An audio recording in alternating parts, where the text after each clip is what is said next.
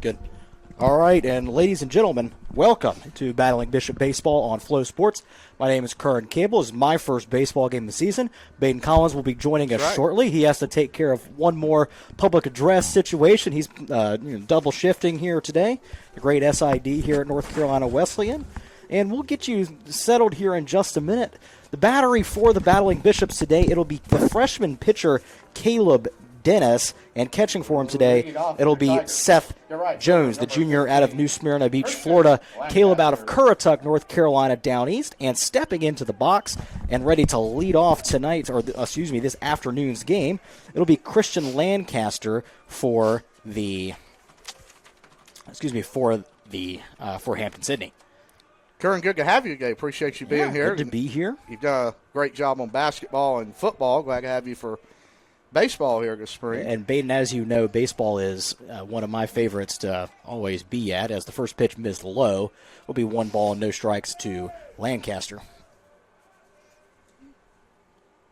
And this time it's a breaking ball that catches the outside corner of the plate to even up the count at 1. Tell you what, Curran, you look at Caleb Dennis on the mound, kind of continuing the theme of a lot of Currituck games between Jackson Ellison out for injury right now for the Bishops, but pretty good hotbed of talent down there near the coast. Yeah, absolutely. As the 1-1 pitch is a changeup, swung on and missed 1-2 as Caleb looks to put away the leadoff batter Lancaster. The 1-2 on the way is a breaking ball missed low. It'll be 2-2. Senior year high school, Curran, Dennis had a 0.59 ERA, was all conference for Currituck. He's got a tough matchup here to start the game off. Christian Lancaster on the year has been batting .545 over the first 4 games for the Tigers. And Dennis's pitch is grounded on to second. Bishops will put it away for the first out. Now batting for the Tigers, the first baseman, number 52, Grayson Harris. So Quintana, the second baseman, makes the play for the first out.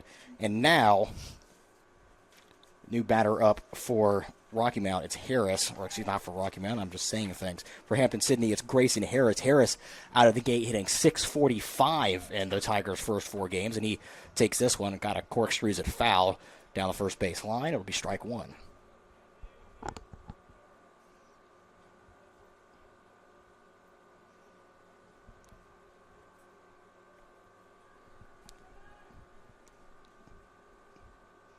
Looks like a little issue with the bat there, Curran. Yeah, I don't know. Maybe did it break? Yeah, the cap broke off, yep. So, goodness gracious, Baden. Grayson Harris has quite the numbers on his career so far, doesn't he? Got it pulled up. Last season, or this season so far, in his career, .348 batter as he takes the fastball high to make it 1-1. And Harris on the season hasn't hit the ball out of the park yet, but he's got 10 hits and 16 at-bats along with 2 doubles. Here's the 1-1. Swung on and hit towards short. Fielded on a hop on to first in time for the second out of the inning.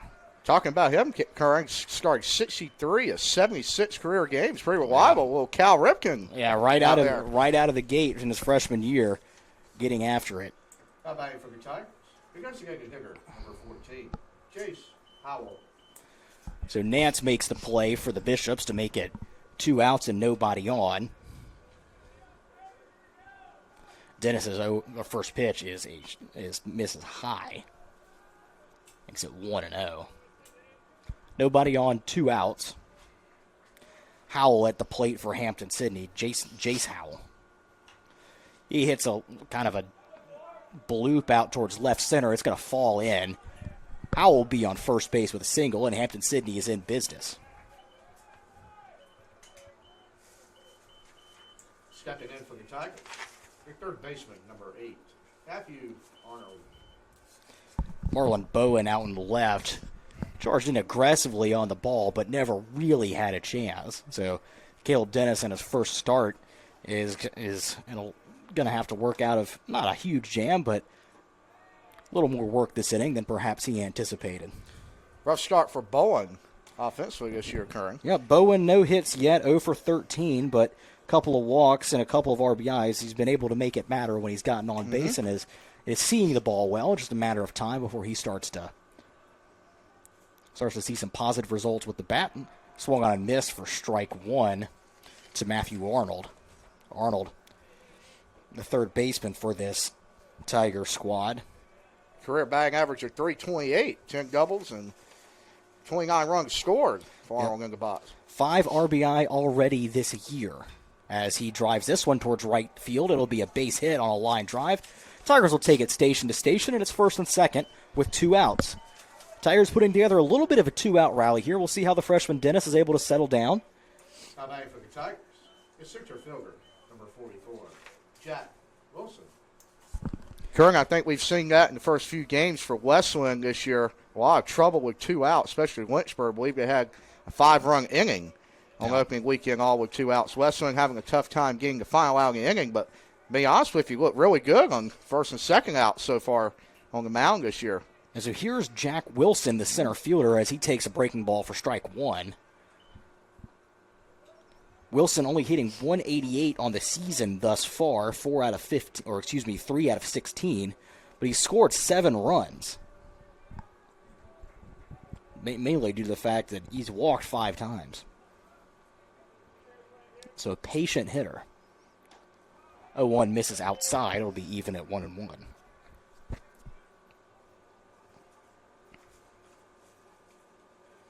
Dennis kind of steps off the mound. Now he'll get ready again. Neither runner with a particularly big lead at first and second. They'll be moving on contact, though, with 2 outs.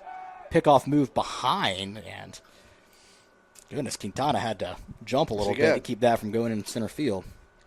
Pick off the third, cost the Bishops a run in the midweek last week against Virginia Wesleyan.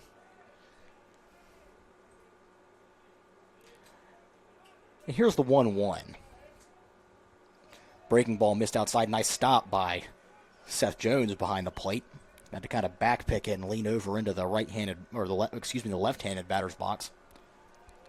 How are we feeling about the all-blue uniforms this afternoon for the Bishops? A little unique out there. I like them, but Baden, I heard that you missed the gray pants. I do. Yeah. Gray and white for me only. I do like pinstripes, though, Curran. How about the baby blue pinstripes in Chapel Hill? Those have been pretty sweet this year. Those have been a good look for Carolina. They debuted those last season, and it's been good to see those over at the Bosch. And now it's 2-2 after a breaking ball catches the outside corner. So Dennis 1 strike away from getting out of the little 2-out jam here.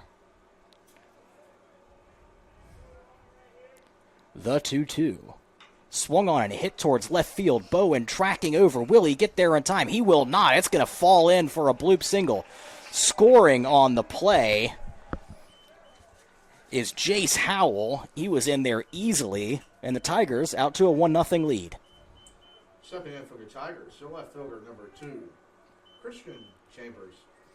So it'll be Christian Chambers now. And we're going to have a mound visit here for Caleb Dennis as he struggled finishing the inning. I think this is an argument from Coach Clifton, actually, of some sort. I'd be curious what the question is here. Is he saying that he missed a bag? Maybe he missed home plate. I'm not sure. It's the only thing I can think of. Usually Coach Carter goes to mound visit. A little unusual there. A brief discussion with the home plate umpire. And no review in D3 baseball occurring. Nope. Can't go back and look at that one. It's all water under the bridge now. 2 outs, still runners on first and second. This time for Christian Chambers. Chambers 143, or batting 143 on the season so far. Just 1 out of 7. And he takes the first pitch strike from Dennis.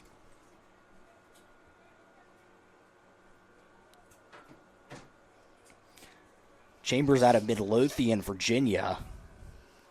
Another senior. A lot of experience we're seeing in this Hampden-Sydney lineup so far. As this is going to be driven right to first base for the unassisted out. So, at the end of the first half of the inning, it's 1-0, or the top half of the first inning, I should say. It's 1-0 Tigers. Bishops coming to bat up next here on Flow Sports.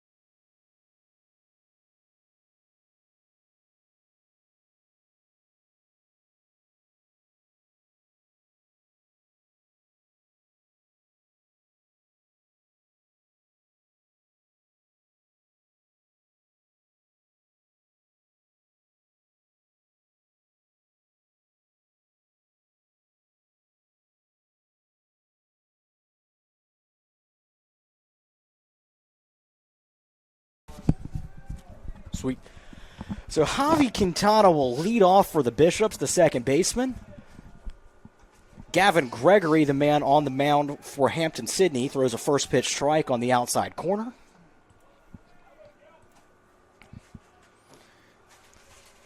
Gregory, a senior, and now he's ahead in the count 0-2 on Quintana, who chased at a breaking ball outside. Quintana on the season batting .320. And he takes the 0-2 pitch and chops it towards third base. It's going to be a 5-3 putout, and Gregory retires the first batter.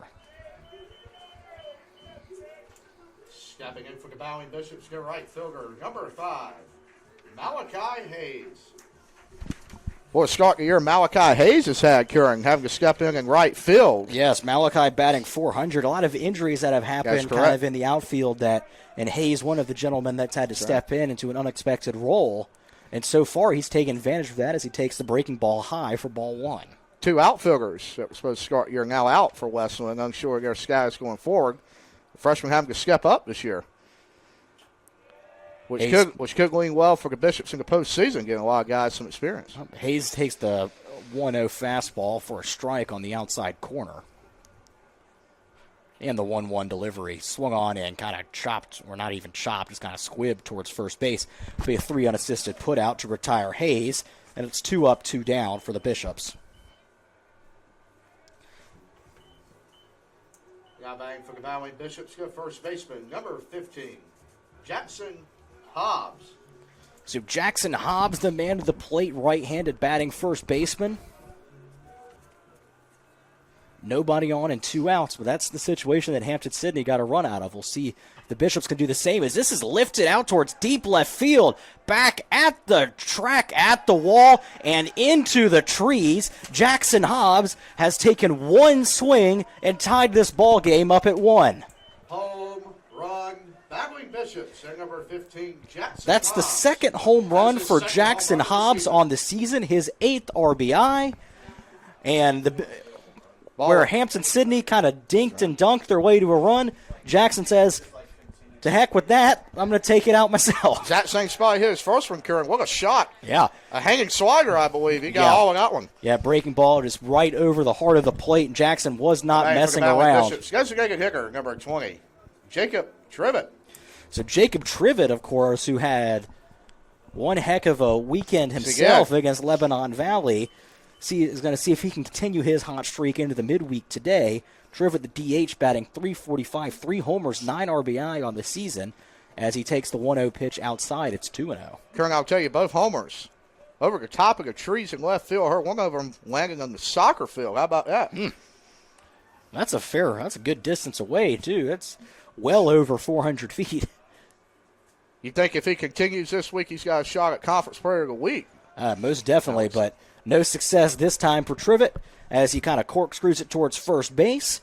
And in the bottom half of the first for the Bishops, 1 run on 1 hit, no errors, and nobody left on base. We'll be right back on Flow Sports with more Bishop Baseball.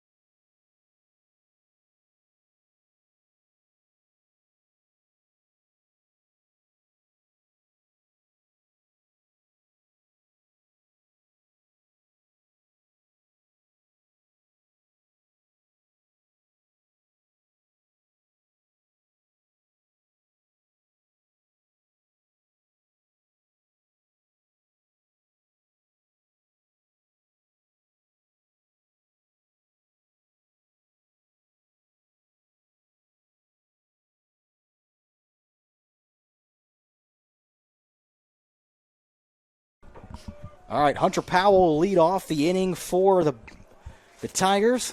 Caleb Dennis out for a second inning of work as the first pitch is grounded foul down the third base line. Never really had much of a chance. Hunter Powell, a junior. And on the season, Powell actually doesn't have any stats, so I think this is his first start this year. Only started 1 of 14 career games. Yep. Maybe a opportunity for Hampton City to get some younger guys in with some action on the midweek. Powell takes the 1-1 breaking ball outside. Count will move to 2-1. Nobody on, nobody out. Powell leading off the inning.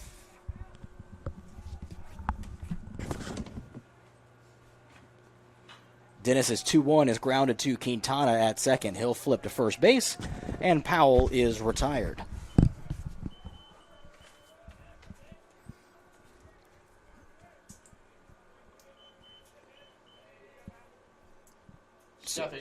So this will bring up Jackson Masterson. Masterson, the senior second baseman out of, let me make sure I read this right, out of Raleigh, North Carolina at Sanderson High School. As the first pitch from Dennis is well outside. Guess a little bit of a homecoming for him, Kern. Not too far from home. Only about 45 minutes away. Imagine he's got some friends and family here today. That's right. He was on the all defensive team a couple years ago, Kern. Look at that. Little check swing at the 1-0 makes it 1-1 on the breaking ball. And the 1-1 is popped foul. It's going to go out of play. Out over the visiting dugout down the first base line. Caleb Dennis, of course, in the first inning, Baden retired the first two batters with ease and then kind of struggled to put away that third out. We'll see how he responds in the second. Luckily for him, the Tigers at the bottom of the order go. Yep. In the 1-2 from Caleb Dennis. Breaking ball missed a little bit high. Count will go 2-2. Kern, I think Dennis is a guy you might see get a couple starts in the weekend rotation as conference play comes around. Oh, he pitches as well. I am completely just had a brain cramp as you said that. I thought you were talking about the batter. My mistake. You're talking about Caleb Dennis and get a crack at starting again. As Masterson flies out to left field. A little short fly out that Good catcher, number 49. That Bowen had to come in on, but not too much of a journey for him. And it's a quick 2 outs for Caleb Dennis. And up to the plate now for Hampton Sydney.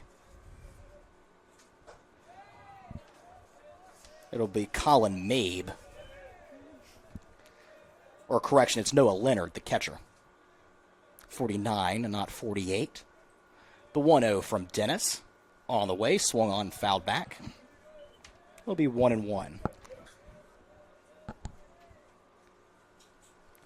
2 outs, nobody on. Caleb Dennis looks to get his first clean inning of the season. Caleb fires, and it's inside, almost hit Leonard. But Noah leaned back out of the way in time and has himself a 2-1 count to work with. Kern, I think that's going to be a theme this season for Wesleyan. Usually play 4 baseball games a week. We got 3 new starters this year. Only Preston Wortman returning from that weekend rotation from a year ago. 2-1 breaking ball from Caleb Dennis. Catches the inside part of the plate. It's 2-2. Dennis a strike away from getting out of the inning. And this is lifted out towards right field into foul territory. Yeah, it'll fall harmlessly out of play. Not sure what fell harder, the ball or his hat there off of Jackson Hobbs. Yeah, Jackson Hobbs made a good effort to try and track that one down, but just not quite within his range.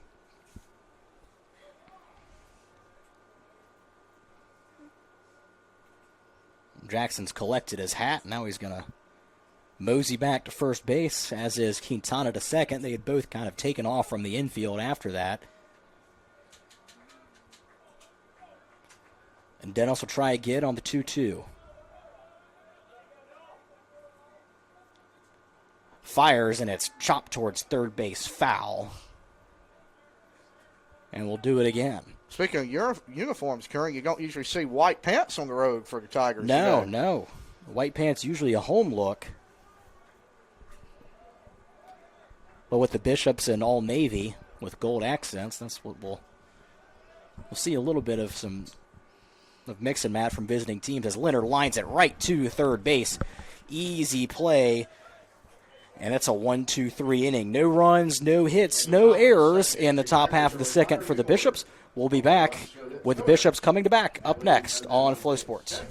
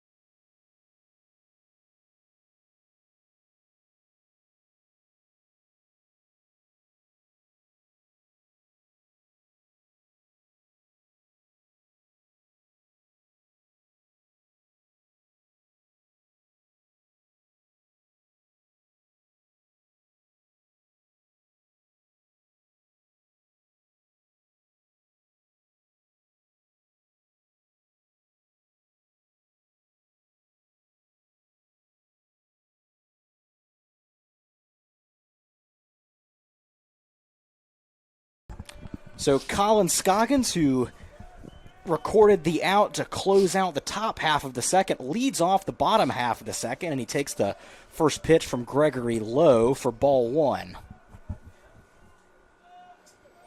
Scoggins on the season batting .280 as he fouls this one back, makes it 1-1. Scoggins, a senior third baseman out of Northern Durham High School. There's actually probably a non-zero chance I called a high school game of his or two.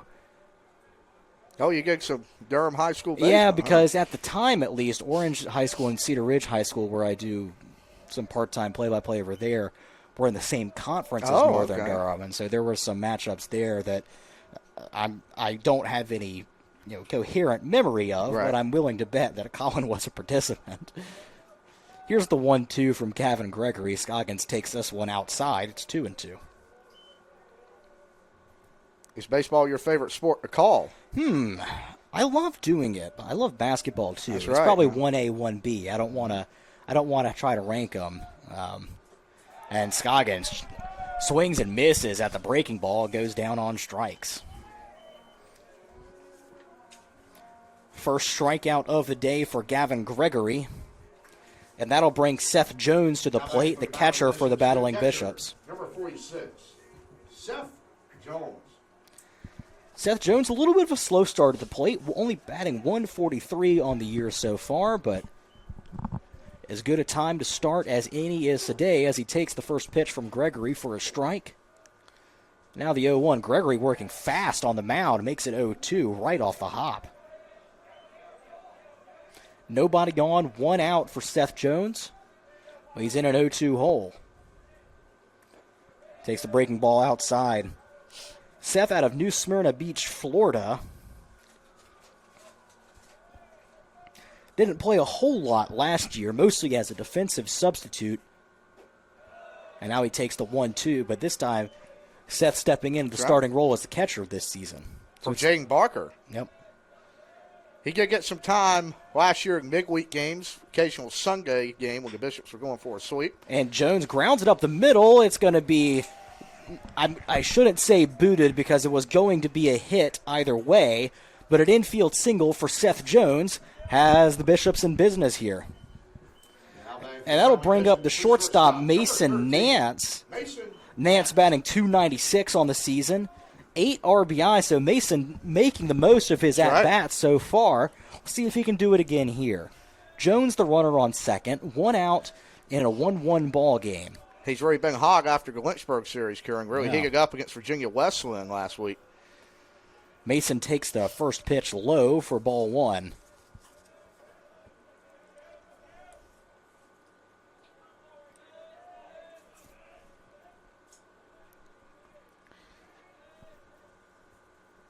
And that's an off-speed pitch that swung on and missed. Throw back to first base by the catcher, not in time, but Seth was wandering a little bit off the bag there. He really did have to hustle to get back in time.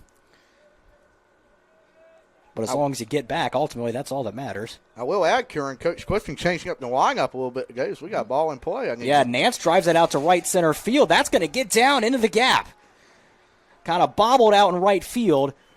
Seth had to wait and see if it was going to drop, so he'll have to stop at third. But a 1-out double for Mason Nance has runners on second and third for Marlon Bowen, who has an RBI opportunity. For the Valley Bishops. Go left fielder, number 23, Marlon Bowen. Marlon, no hits on the season, but I guess he doesn't have to get one here to have a productive at-bat. Would be a nice time to hit ball in the gap. Absolutely it would, right? There's a nice hole up the middle if he wants to take it right back. But ball in play here, likely scores a run. It's going to be chopped towards third base.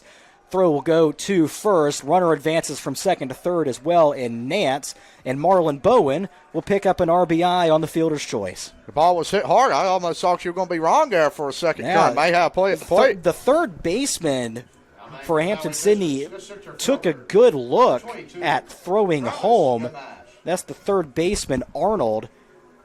He looked towards the plate, but Seth got a good jump on contact and was able to score. And so now to the plate for the Bishops, Travis Gamache. Like I was saying, Kieran, Coach Clifton changing the lineup up a little bit. He's got Seth Jones in the 6 hole. He was down in the 9 slot this past weekend, trying to keep that 10-run 8th inning. Yep, and Gamache, the 9-hole. From that, Gamache, the 9-hole hitter today. And correct me if I'm wrong. No, I am wrong. Sorry, Gamache 313 on the season. I just can't read sometimes. It's hard. It is small print. It is small print. Gamache grounds this towards short, and it'll be an easy 6-3 put out. But the Bishops stick one more run up on the board. 1 run on 2 hits with no errors. There is 1 runner left on base, but the Bishops will certainly take that inning. At the end of 2, it's Bishops 2, Tigers 1. We'll be right back on Flow Sports with more. 2 hits, no errors.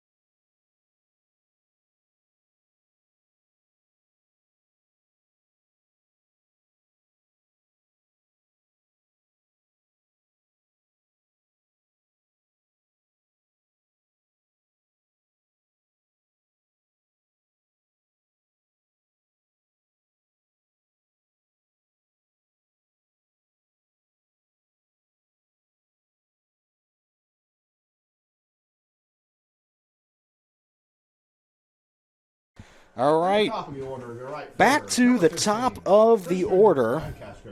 Christian Lancaster, 0 for 1 so far today.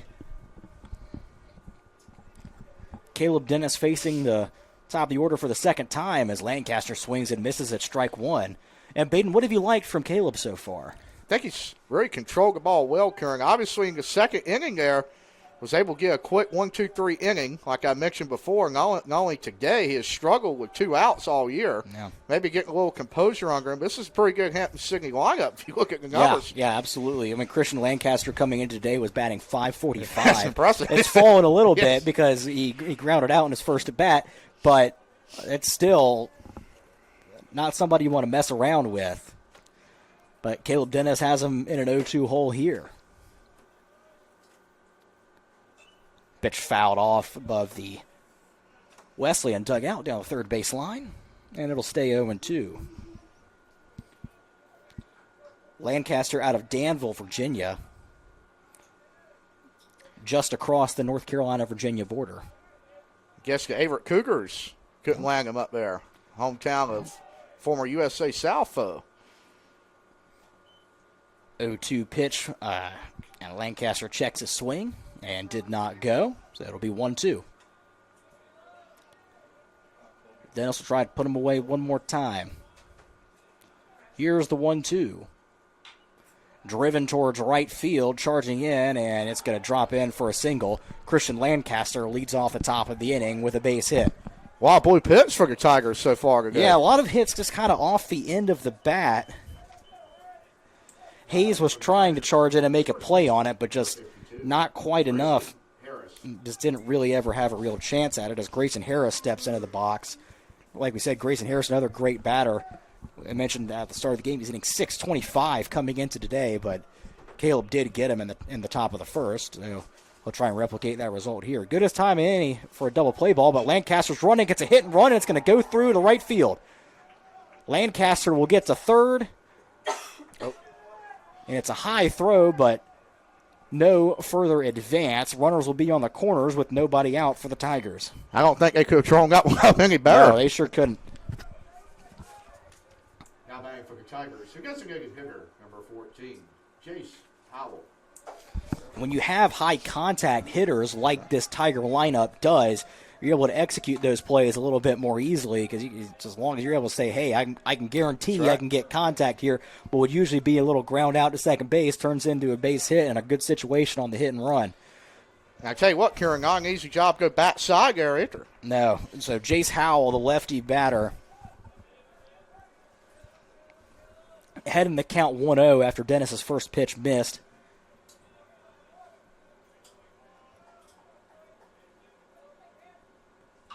And Howell grounds this through the hole into right field. Great base running there from. Yep, Harris will go first to third. Howell will stop at first and get himself an RBI single. Now batting for the Tigers, your third baseman, number 8, Matthew Arnold. So Howell's RBI single ties the game up at 2. Same spot as well, Kieran. Yeah, it's all that, but except that time it was pulled instead of slapped the other way. No runner there, and so Howell had to hit that one a little harder. A lot of singles. Grayson Harris said, "Yeah, I think it's been all singles so far for Hampden-Sydney as the first pitch to the batter Arnold is a strike."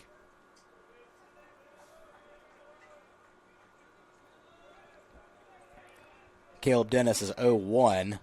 Is swung on and hit towards left center field into the gap. This could be trouble, and it is. It's going to one hop off the wall. 1 run scores. They're going to stop Howell at third base with still nobody out. It's an RBI double, and Hampden-Sydney has a 3-2 lead as Arnold puts the Tigers out in front. Guinness really laboring right now, Kieran. Kind of getting hit around a little bit in this third frame. Yeah, so Baden told me before we started today that there is a plan for a reliever to come in after him, and we may see it now. That, yeah.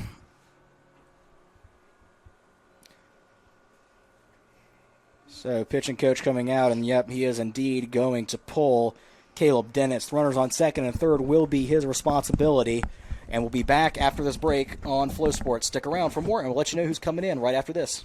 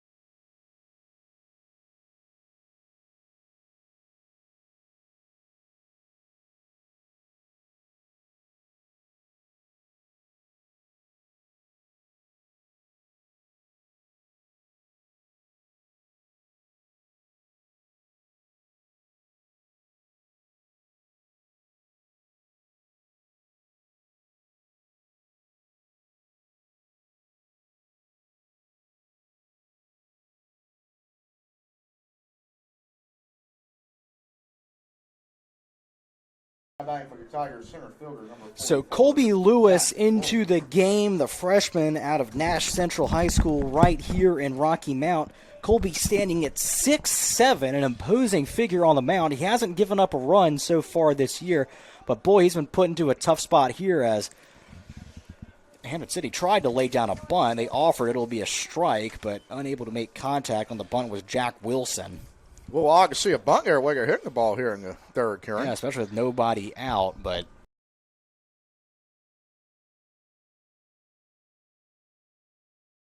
trying to get a feel of Colby Lewis here. The 0-1. Breaking ball missed high. So Colby's favorite athlete is Aaron Judge, apparently. And you know what? Me and Colby then have one thing in common. That's right. The 1-1. Swung on and popped up towards third base. Tracking over and making the play for the Bishops is Scoggins. And that'll be the first out. That's a big first out for Colby Lewis to try and limit the damage here. Nobody scores on the foul ball pop-up. And that'll bring in the left fielder, Christian Chambers. Karen, I was about to say if there was a fly ball hit the Gamache, it was dropped. I was going to blame that one on you with the Aaron Judge referencing the World Series there. All right. Mm-hmm. I see how it is. Yes. Uh-huh. I volunteer my time to come out here. Right. Karen, I was going to ask you an Aaron Judge question. You have any idea how much that ball went for? 62 that was hit in Arlington. I'm not sure. I remember there being the guy. I do remember the guy did sell it, but I think the Yankees were the one that wound up buying the ball back. So, but they got plenty of money. They're just digging around the couch cushions for that. Ground ball to short will be out number 2. A run does score as Howell comes in to make it 4-2. It's an RBI ground out for Christian Chambers, but I imagine Colby Lewis not too upset about that one. He's just trying to limit the damage here. How about for your Tigers? The shortstop, number 24, Hunter Powell. So Hunter Powell, the shortstop, comes in, and two big outs here for Colby Lewis right off the hop. Breaking ball falls in. It's a curveball, 0-1. Currently, what we talked about a while in these broadcasts, productive outs. Yep. Hunter Powell 0 for 1 today. Takes his pitch outside, 1-1. Productive outs, but with a lot of at-bats left in the ball game, outs that the Bishops had to have. The way you really get yourself into trouble there is continuing to allow base runners, and a nice pick by Seth Jones to keep it in front of him, because with that runner on third base, anything past him is another run for Hampden Sydney, and boy, it would feel big if Colby Lewis is able to hold them here at just 4 runs. I know it's been a 3-run game, but the way it started, that's actually not bad. Yeah, I guess if only 3 here. No, not at all. 2-1 from Lewis. Breaking ball in there for a strike, or not in the zone. They're going to call that, that Powell swung. He tried to hold up, and the home plate umpire said that he went around. Only 2 umpires here in D3. So no appeal at first base, as the field umpire is standing at second at the moment. And the 2-2 miss. It'll be a full count with 2 outs to Hunter Powell. With that said, Karen, we do have the pitch clock in Division 3. And Powell hits this out towards right field. Coming in and making the play is Malachi Hayes. Lewis limits the damage. And in the top half of the third, it's 3 runs on 4 hits for Hampden Sydney. 1 runner was left on base. We'll take a quick break and be back with the Bishops coming to bat here on Flow Sports. Wesleyan,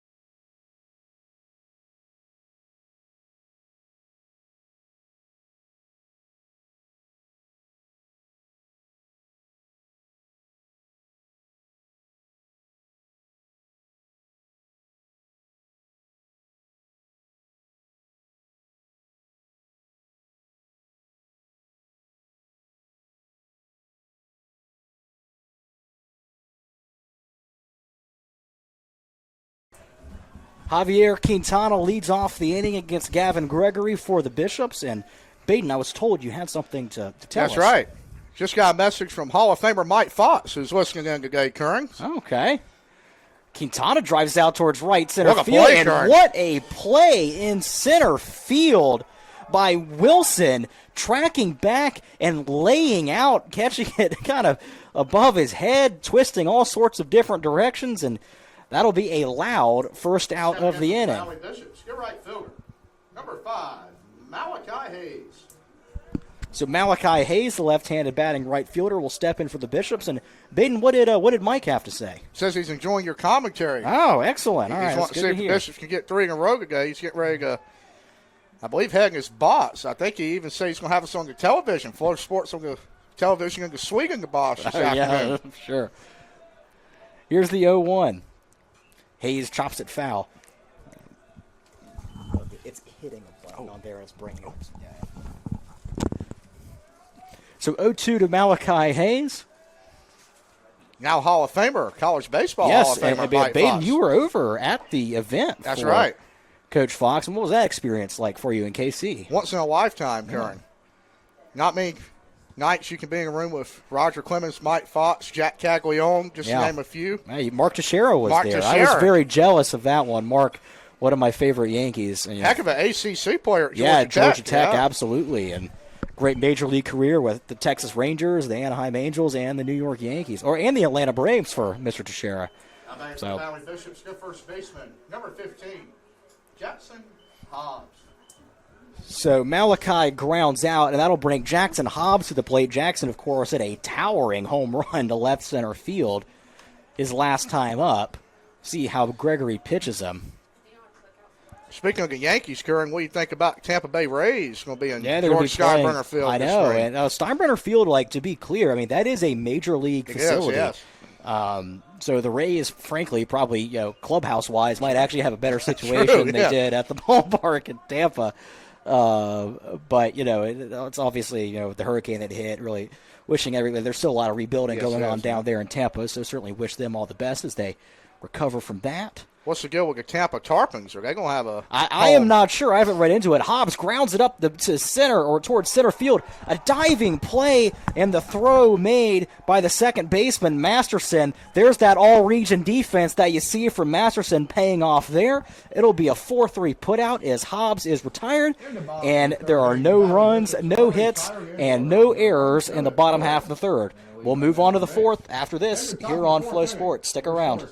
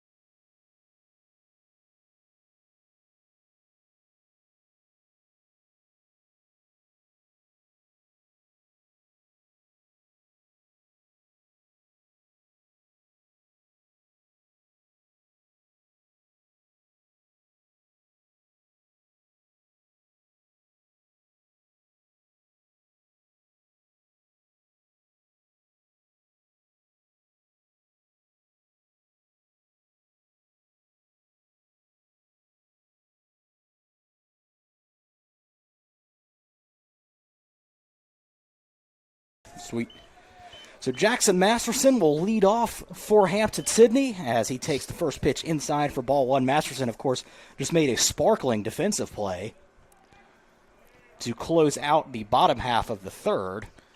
And now he fouls the 1-0 off, make it 1-1. two spectacular plays in the field there, Curran. Yeah, by absolutely. Hampden. I mean, what about the catch by Wilson out there in center? that was one of the more impressive. That we're going to see a Sports Center nomination on that one. Kane Kepley getting a run for his money. Yeah, seriously. Masterson, another foul ball. It'll be 1-2 as Colby Lewis looks to continue mowing down batters. Speaking of center fielders in light blue, where is Vance Honeycutt slated to start this year at? Not sure.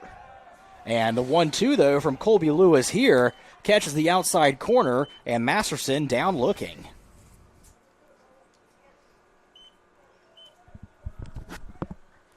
So that'll bring up Noah Leonard, the catcher.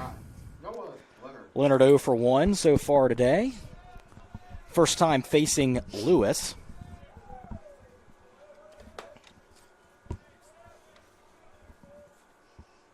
Swung on and missed. Strike one. Fastball from Colby. This game moving along at a great pace, Baden. A lot quicker than what we saw last weekend, Curran. Yep. About 8 hours for 2 games on Sunday. Scoggins fields at third, fires to first in time to retire Leonard. A nice play by Scoggins as he had a weird hop towards the end. But Noah makes the play and gets the second out of the inning. Back to the top of So the that'll order. bring up Christian Lancaster, the leadoff batter. Number 15, Christian Lancaster. Lancaster 1 for 2 today. Had a single his last time up. And wants to spark a 2-out rally for the Tigers. Here's the first pitch from Lewis, and it's bunted towards third base. Scoggins picks and will have to eat the throw.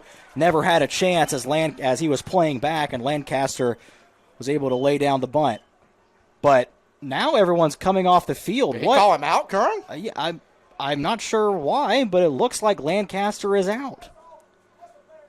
And now the head coach for the Bishops, Michael Mulvey, the first-year coach, is coming to ask what happened, and I'm asking the same thing.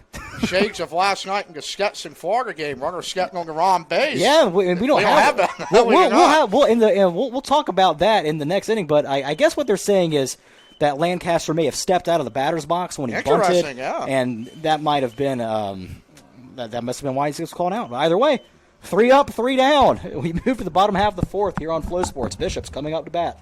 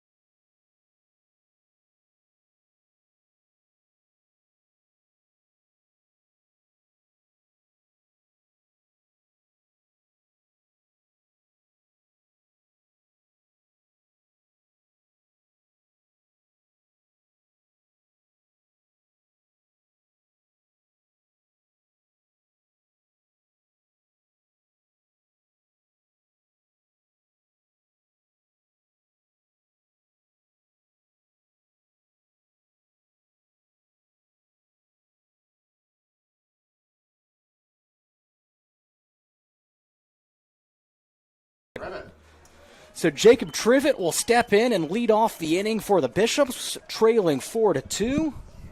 Curran, we got clarification on the last out in the fourth. Apparently stepping on home plate when he bunted that ball. Yep. So stepping on home plate while trying to lay down a bunt is a violation, and the batter is out. Bishops will take it, and now they'll look to put some runs up on the board of their own, but Trivet swings and misses a breaking ball in the dirt. It's 0-2. Curran, going back to the Stetson Florida game last night, what's your opinion on the so, green base over there on the right side first? So watch this 0-2 pitch first, misses outside.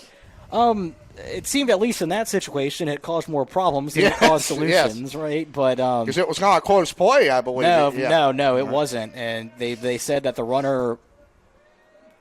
rule at Division One as Trivet flies this out towards left field, and it's going to be caught in left center field gap for the first out. The rule is that if you're a base runner at the D1 level, you have to at least make some contact with the orange base in foul territory, or the green base in this situation, I suppose it was. And they ruled that the runner never made contact with it. But then I saw the evidence on the replay, and it didn't seem very conclusive to me that he didn't make any contact with the colored part of the bag. So just kind of a tough situation. There are not many games you see that get played under protest. If I'm not mistaken, yes, you're right. They did protest.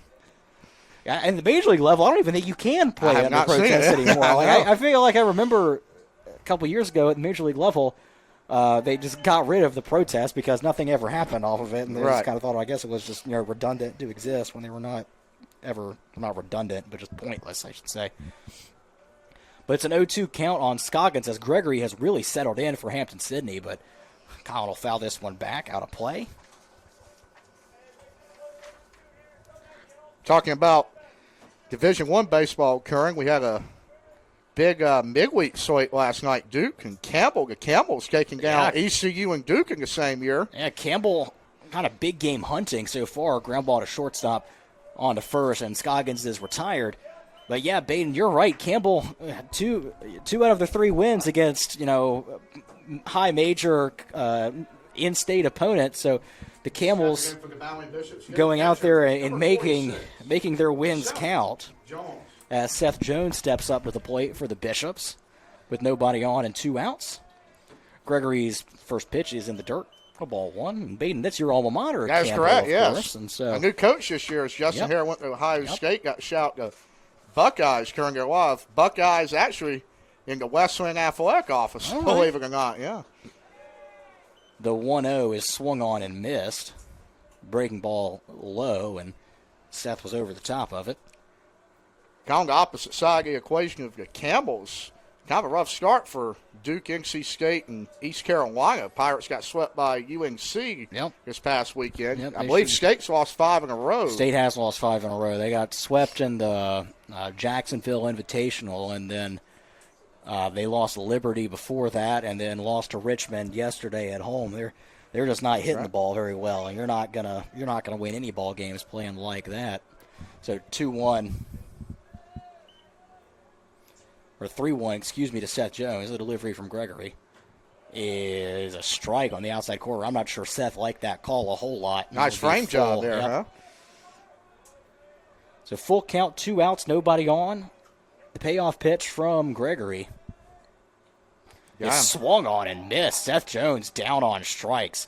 No runs, no hits, no errors, and nobody left on base for the Bishops in the bottom of the 4th. We'll take a break and be right back here on Flow Sports.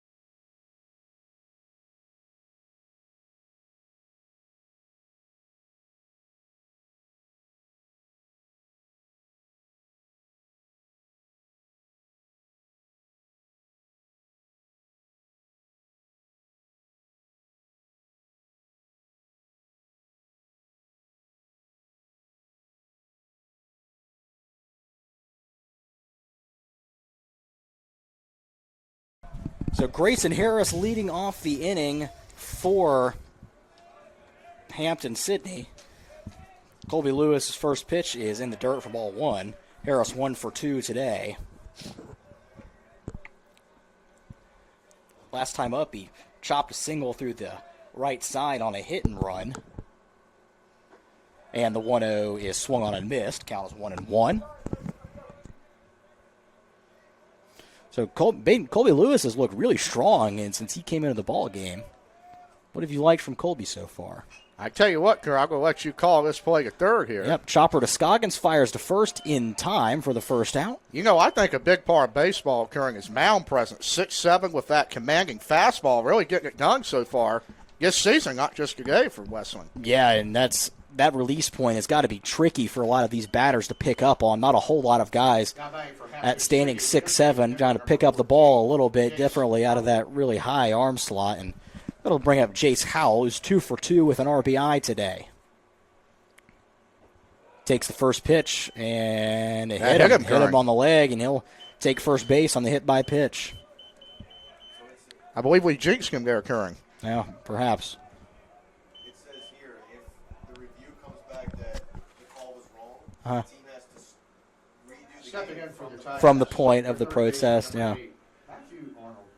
So, Baden, what we've learned from Conti over here, he has told us that with the game as protest, they don't replay the entire game. They have to go back and replay from the point of protest. So they would just reset the game in the 8th inning or whatever it was and continue from there. Fly ball out to right field is caught. Nice play by Hayes. Second out. Yeah, Hayes tracked over to his left and made the play. Kind of approaching foul territory, and that's 2 outs. I guess in that situation, you take it to Birmingham instead of New York, as they say in Major League Baseball. So this will bring up, excuse me, I'm looking at the wrong sheet, but now I'm looking at the right sheet. Jack Wilson will step into the box. He made a great play out in center field earlier, has an RBI to his name, and now looks to kind of get a second hit of the ball game, making an impact both ways so far. First pitch missed high, it's 1-0.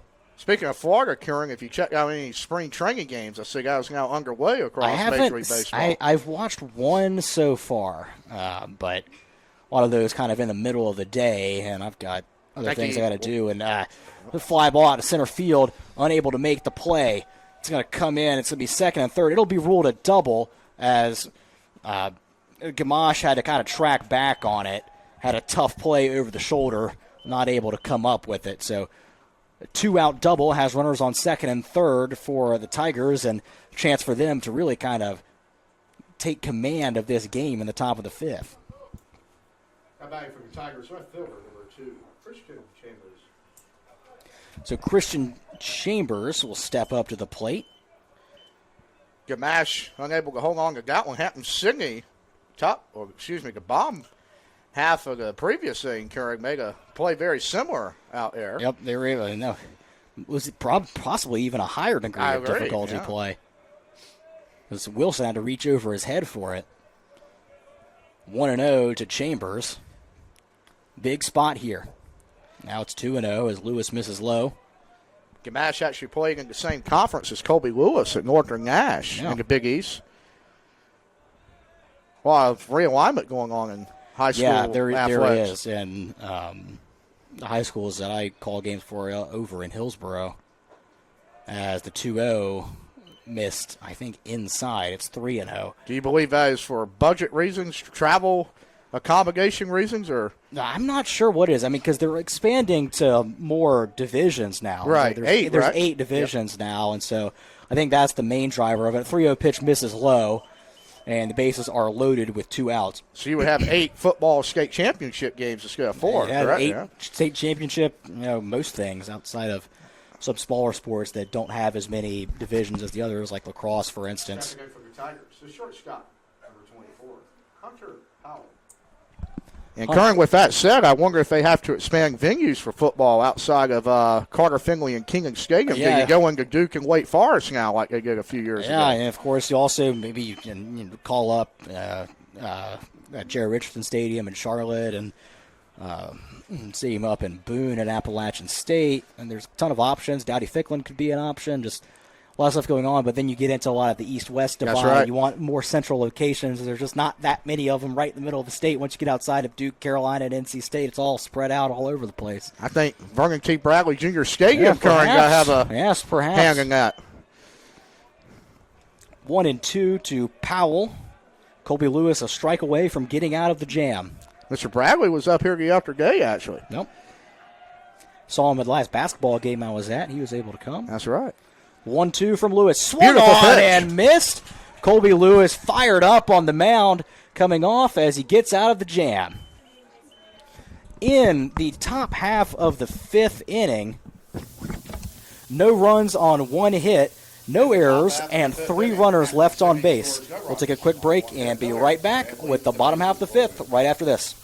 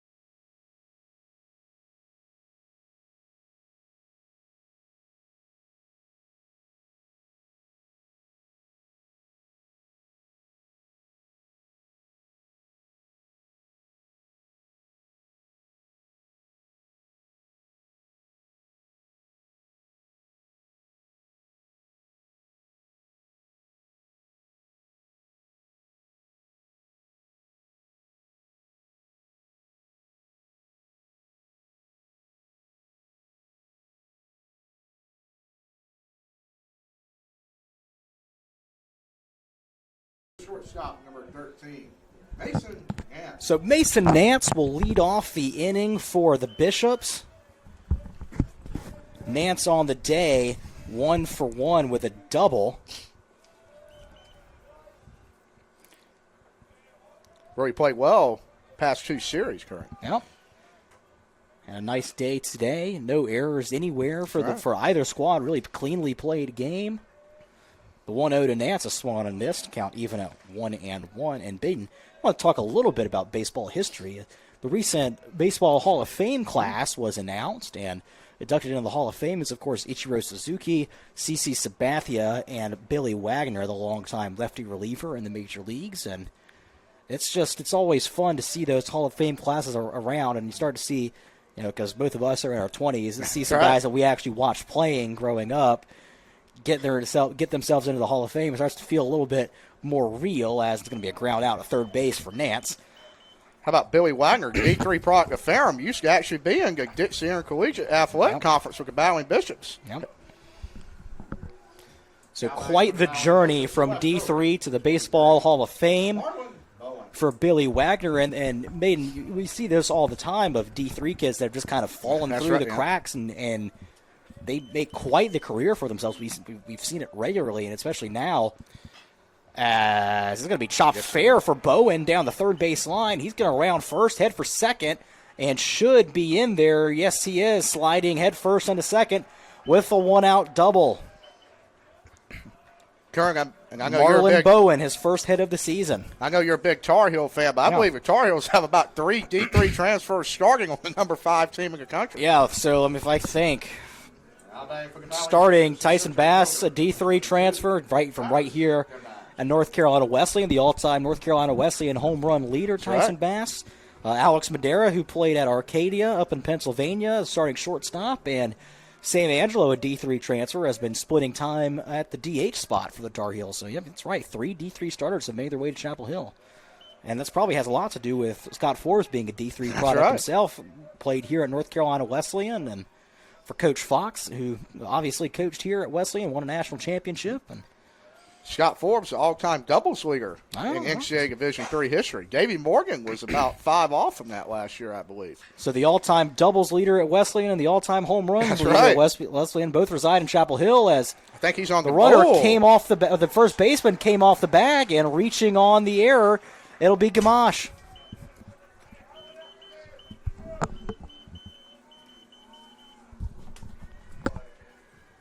Back to the top of the order from the Valley Bishops, the second baseman, number 21, Javier Quintana. So Javier Quintana will come up. Excuse me. 2 on and 1 out off after the double and the error.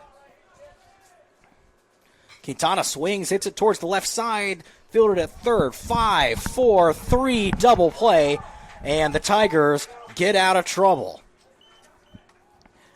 In the bottom half of the 5th inning for Wesleyan, no runs, 2 hits. There was no runs, 1 hit, 1 error, and 1 man left on base.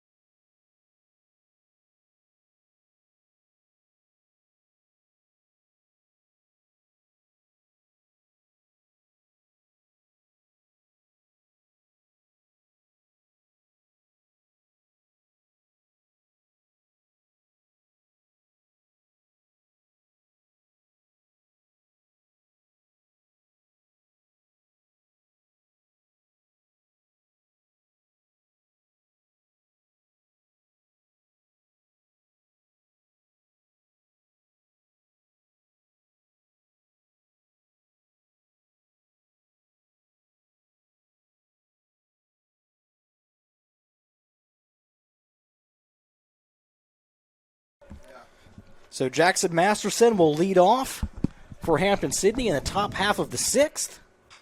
And he's going to chop it to Scoggins at third, fires to first in time, and a quick first out.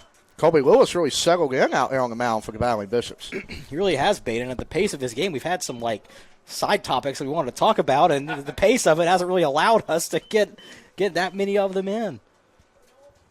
So up to the bat now, it'll be Noah Leonard, the catcher. Nobody on and 1 out. And Lewis's delivery missed high, 1-0. Touching on that Hall of Fame class, Curran. Yep. I know you're a big Yankees fan. Probably saw C.C. Sabathia pitch many times in his career. I certainly did. You feel he is the best starter for the Yankees of the 21st century? The 21st a former century. Brewer. Yeah. Well, here's the thing. As it's 2-1 now to Leonard. CC, because Clemens pitched into the 21st century. That's what I was So there is that. But the best years for Clemens were in the 90s. That's right. CC's best seasons were all in the late 2000s, early 2010s. And so I would say, yeah, perhaps yes. I think it's a tough one. But Garrett Cole, of course, exists too, and so there is that. Still active. Yep. Scoggins makes the play at third, fires to first in time. Leonard is retired. CC certainly, there's Andy Pettit as well, but CC is probably the best left-handed starting pitcher that the Yankees have had in the 21st century. Back to the top of the order for the Tigers. Brings up the right fielder, number 15, Christian Lancaster. So Christian Lancaster will step in with nobody on and 2 outs. Of course, Masahiro Tanaka had a good career for the Yankees, and just a lot of guys but the Yankees, there's not a whole lot of guys that have spent too much time there. So CC certainly has some years that a lot of other options haven't. Will you be attending the Hall of Fame ceremony in Cooperstown? I don't have plans for it as of yet, but I'll certainly look into it. The hotels are ridiculous out there because there ain't a whole lot. So a beautiful scenery up there in Cooperstown. Yes, beautiful little town. And the 0-2 pitch hits the batter. Lancaster will take first base. That's the second batter that Colby has hit so far. And this time with 2 outs. So Colby will have to dig in a little bit deeper to get out of the inning. Stepping in for the Tigers. That'll bring up Grayson Harris. Harris 1 for 3 on the day. Came into the game batting .625, so if he's only hitting 1 for 3, that tells you the Bishop pitching has done a good job handling him. First pitch to Harris is fouled back, 0-1. Beautiful day here at Bauer Field. Could not ask for a better February baseball game. A little different from the 3 to 4 inches of snow we had a week ago. Yeah, y'all got even more out here than I did over in Hillsborough. Unusual. Yeah, it's not common. Pick off at first, not in time.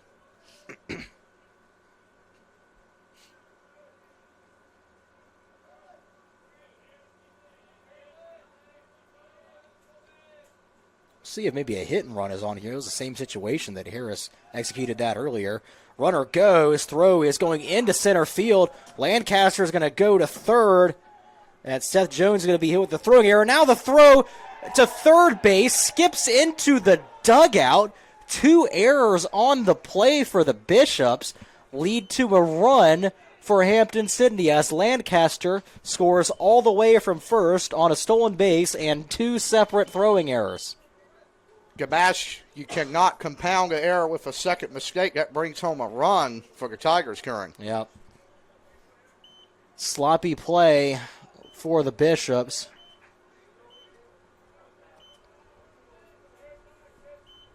They played a clean game up to this point and just get hit with 2 errors and 1 go. Now a bit of a Colby Lewis trying to figure out what the count is. I believe they called that a ball. Yep. So it's 1-0 to Grayson Harris with nobody on and 2 outs. Swing and a miss, 1-1. On Sunday night's final game of the doubleheader against Lebanon Valley, Bishops made 5 errors. So it's not been unusual this season. Sloppy defense out of Wesleyan. Hopefully it does not come back to bite them in the midweek. But Curran, as you have been a college baseball fan for a long time, midweek's usually a little sloppy. Younger guys get in. You don't have your normal rotation going and some kind of weird stuff. As Harris lines this out to right field, that'll be a base hit with 2 outs.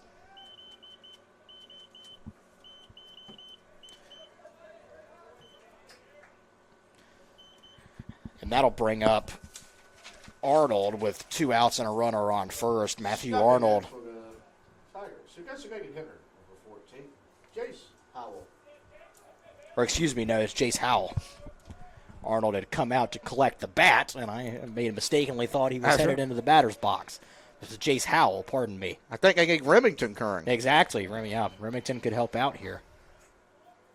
The Durham Bulls have a new bat dog. I saw that, because Ripley, the bat dog, or not Ripley, the bat dog, Ripken, the bat dog, unfortunately passed away. And he was a staple up there. Yeah, he sure was. And now the Bulls training a new bat dog. He made his debut at the Carolina ECU game at the BBAP on Saturday afternoon. Did some good work. Was Remington there as well? Remington was not there, but we did see Remington on Sunday.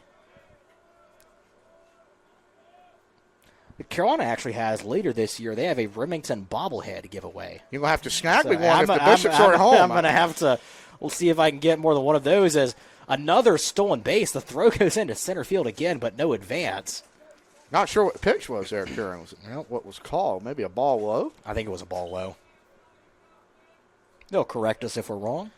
Talking about the Durham Bulls, Karen, I'm sure they are financially not happy to hear about the potential major league team coming to Raleigh. I wonder how that will affect probably the most historic franchise in minor league baseball. Bull Durham, famously after him. Yeah, it's 1-2 actually on the count. We'll certainly see. I feel like I've been hearing talks of a major league baseball team to Raleigh over and over and over again for years, but I feel like I've never actually seen any serious progress being made on that front. And the word I've always heard from the Major League Baseball side of it is we don't want to expand until we have permanent homes already set up for Tampa, as Howell grounds this to second to Quintana in time. And we'll continue it in the bottom half of the 6th inning. For Hampden Sydney in the top half of the 6th, 1 run, 1 hit, 2 errors, and 1 man left on base. We'll be back after this here on Flow Sports.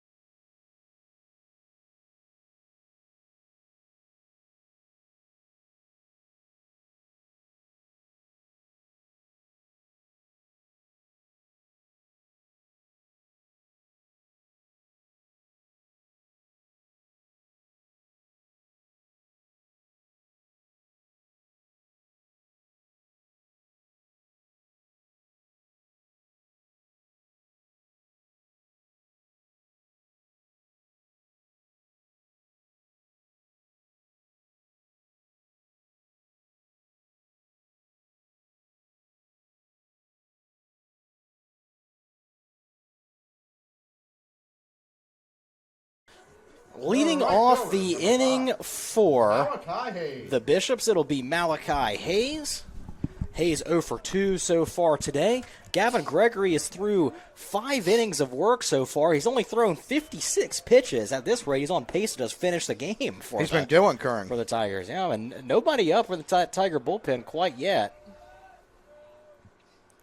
As Hayes takes this one low. Or actually, there is one guy going, but it doesn't look like he's warming up in much of a hurry. A little unusual for a senior to score a midweek game. Yeah. 2-0 count to Hayes. Swung on and fouled off over, well, it's going to hit the netting on that third base line. Karen, talking about our previous conversation with Major League Baseball, I know there was a lot of talks of the Durham Bulls, AAA affiliate of Tampa Bay, actually hosting them this year instead of Steinbrenner Field. Yeah, that was always an idea that was floated around, but never picked up much steam there, because the Bulls obviously have to play somewhere. That's true. Yeah, that whole idea kind of falls apart as soon as you make that consideration. Here's the 2-2 outside. It'll be full. Any word what's going to happen to 5 County Stadium over in Zebulon at the conclusions this year, as the Mudcats said, Wilson? Yeah, I haven't heard anything yet. Maybe some high school state championships, as we were mentioning with the expansion. Yeah, there's also a lot of more independent league teams now since minor league baseball has contracted a little bit, as Hayes grounds out to short. It'll be the first out of the inning. That'll bring up Hobbs. For the Battling Bishops, your first baseman. Jackson Hobbs, who is homered today. Jackson Hobbs. And I'm sure that Hampden Sydney is happy to see Hobbs up with nobody on true, base. Yes. Karen, how about in spring training? I'm sure you remember as Christian Moore, if you're a big college baseball fan, challenging a call down 14-1 in spring training with 2 outs, 2 strikes, and a ninth. I have heard, actually, from some minor league players last year, they're not a fan of the full ABS challenge system. They prefer umpires calling it with 2 challenges a game. Okay. I guess the system is not 100% accurate, calling some balls into dirt strikes. Yeah, there's always that thing there. That's why it's good to have at least a guy back there to be able to call most of them. And when you have challenges, and if you're right, you keep the challenge. That seems like the happy medium to me. What's your stance on that? Are you a fan of speeding the game up in that way, or? I'm a fan of getting the calls right. I would say. I think that would be the way that I would phrase it. As it's 2-1 to Jackson Hobbs. I think the challenge system is good. I wouldn't want to move to full automation because, like you said, there is some times where the system glitches out, and if you don't have a person back there, you can't overturn it, and that's not a situation you want as the 2-1 pitch is fouled away. So I think eventually, at some point, we'll see a challenge system at least at the major league level, and we'll see how that filters down into the college level at all. And that could be interesting. I'm sure the SEC would probably experiment with that first. They have the money to set all that up, as it's 3-2 now to Jackson Hobbs. Because let me tell you, as someone who's watched a lot of college baseball, if you get frustrated with MLB umpires, boy, let me tell you. That is true, yes. Strike zone not as consistent once you're at the amateur levels. Here's a 3-2. Missed high. Hobbs had to duck under it, and he'll take his base on a walk. I was glad to see the lease for Charles Schwab Field extended out in Omaha will keep the College World Series in its natural habitat. Excellent. As they say. Feels like that was always going to happen at some point or other, just a matter of getting the pen down on the paper. And Jacob Trivet, the DH, will come up, and he's got a runner on first base. This is a big opportunity for the Bishops here to kind of claw their way back into this game, down 3. D3 World Series bounce around a little bit more in that career now in Cleveland, Ohio. It was in Salem, Virginia during the Wesleyan glory years. What facility in Cleveland are they going to play that at? That's a good question. Okay.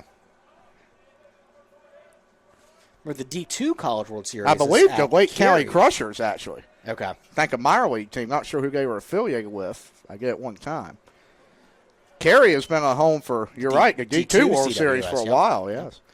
1-0 pitch is fouled back. Will be 1-1 to Trivet. I believe in the early 2000s, due to some construction, wasn't there a UNC and ECU Super Regional maybe in Cary? Yeah, so UNC baseball, when they were renovating the old Boschmer to the new Boschmer, they played a full season at the USA Baseball Complex in Cary. Oh, the full year. Yeah, they played the whole year, and they made the College World Series without playing a single game at Chapel Hill. That's not bad, yeah. Not bad at all. I know ECU, I think they're the same. Even played one in Kinston. Maybe. Sagacy Baseball League there. ECU at one point did play in Kinston for a regional. Some independent ball moving into Granger Stadium now. The Woodguts are headed to Spartanburg, South Carolina. Yeah, and I wonder if that might be the similar fate over at Five County Stadium to get some independent ball over there. I haven't seen anything yet. If anyone knows anything, feel free to let us know somehow or another. I'd be happy to. That's right. Happy to read about it. I love baseball all over the place. Yes. I'm trying to get us some new venues that I haven't been to this year, and so I imagine at some point next month when UNC is away for the weekend, so I won't be at the Bosch, I'm actually going to head down to Greenville and check out the Jungle. I've never been there before. Be happy to go see it.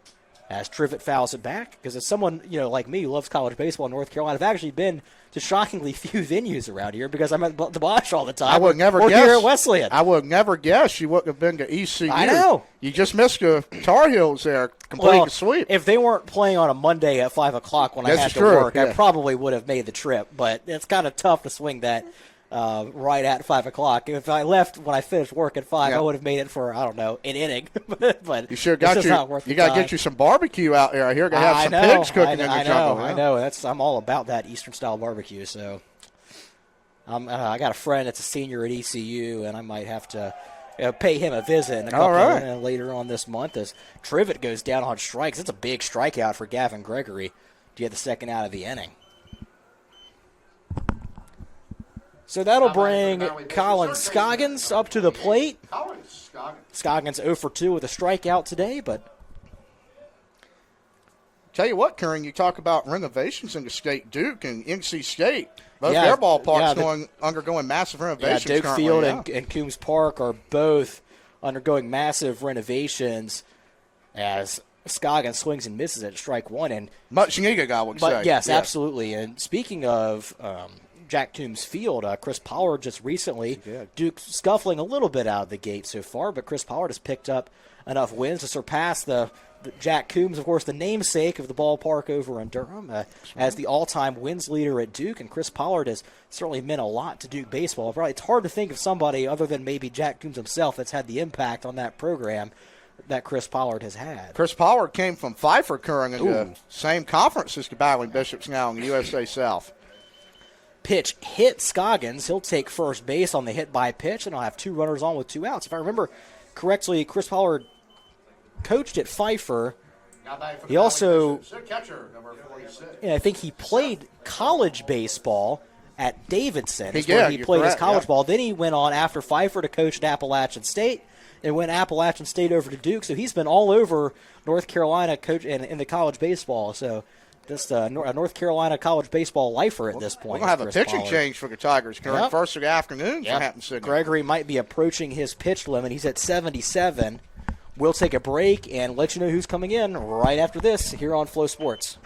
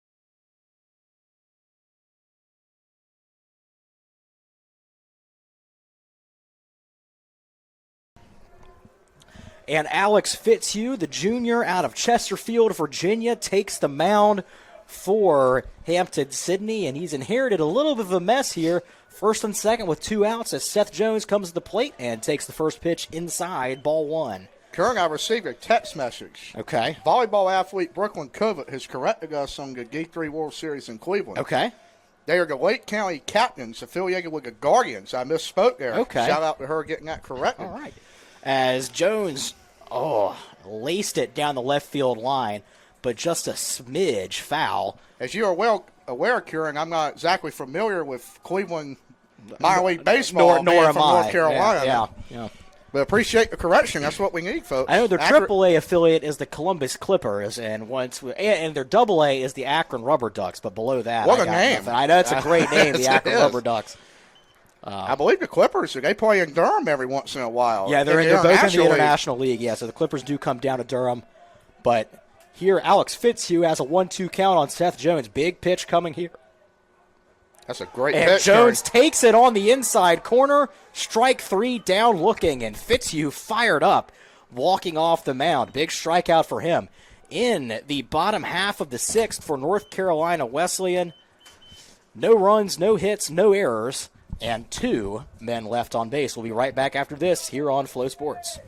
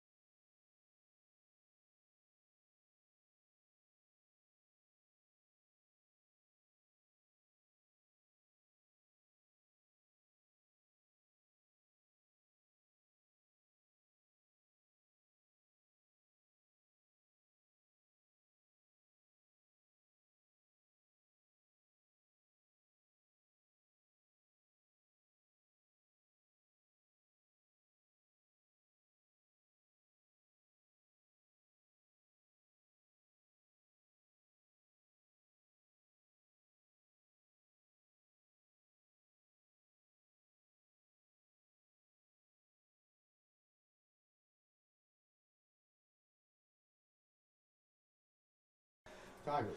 Third baseman, number 8, Matthew Arnold. So, new pitcher in the game for the Battling Bishops. It's Mason Botbull. And Baden, you said he had a strong appearance last time out. Yes, he did, Curran. I believe he struck out about 3 in relief. Not a good start there. His first pitch well inside, goes to the backstop, but with nobody on base. Wild pitch not in effect. 5-2 our score. Top half, should be top of the 7th now. Ben, I think you forgot to put a 0 up in the bottom of the 6th scoreboard. That's correct, Kern. Well, we got to cut Bain some slack here. He's trying to do 3 jobs at the same time. A jack of all trades. Not doing them well right now, obviously. Color commentary. He's got the PA set up, and he's operating the scoreboard here at Bauer Field as the 1-1 breaking ball catches the outside corner. It's 1-2. Kern, we're going to aggregate. We're going to keep the trivia alive here at Bauer Field. Yes. You want to tell the kind folks on Flow Sports what we're offering up? What guy's question All right, is for so us? we're offering 2 season passes. That's right, next season. Next season for the winner of trivia today. And the question of the day is, in honor of Hampden Sydney, because this person is a Hampden Sydney alum, who is the shortest serving president in American history? So we'll tell you the answer in the top of the ninth. Top of the ninth. If you know it, you can. I'll let you call that play right there, Karen. Yep, yeah, it's a fly ball center field. Makes the play. It's an F8, and it's a bot ball retires the first batter he faces. If you know it, you can X us, Facebook us, or Instagram us. The first to chime in is going to be the winner this afternoon, Mr. Curran. Yep. And that was actually not our originally scheduled trivia question. Me and Baden were talking about it last night, and we decided to go in a different direction when I got here this afternoon. So let us know on any social media for Bishop Athletics who is the shortest serving president in American history. And when we give the answer, it's quite a story, actually. It is, Curran. yes. I think he's out of the bot. No, there's going to be a foul ball on the bunt attempt for Jack Wilson. So first pitch strike for Bot Bowl.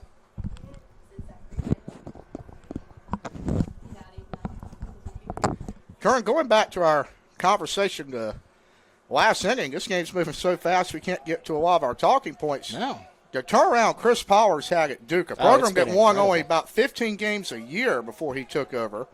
He comes in from App State. As mentioned, Coach get Pfeiffer, which was D2 at the time, now in the USA South. He's now completely revitalized that program from a team that didn't make ACC tournament curing. Now they are pumping millions of dollars into Jack Coombs Field just to keep him from getting picked up by the SEC, which I think he would do a heck of a job at an SEC institution. And I have heard some stuff regarding Pollard and some of the interest he's received, but I'm not really in a place where I should be discussing that, as Wilson lines it down the right field line. It's a fair ball. He's going to make the turn at second and head into third. He would have been in there standing, but that head-first slide into third base is hard to resist for Jack Wilson. He was and flying around the bases, it's a one-out triple for number 44. Stepping in for the Tigers, the left fielder, number 2, Christian Chambers. And I won't entirely state what I've heard regarding Chris Pollard at Duke, but what I can comfortably say is that the interest that he's gotten from some big programs is very real. Yes, it is. It's not just something that people are speculating he would go to. It's real interest that he's gotten. He's consistently chosen to stick with Duke, and Duke and Coach Pollard have a good relationship where he said, look, I want to stay here, but you're going to have to commit to baseball, and so far the university has with some of the new facilities. And so with the academic requirements there, what a tough job to recruit to. Absolutely. Not to mention, too, we talked about this to be a hit by pitch, which actually might be good because otherwise there was going to be a free run on the board for the Tigers. Now the Bishops have a double playing order. Yep.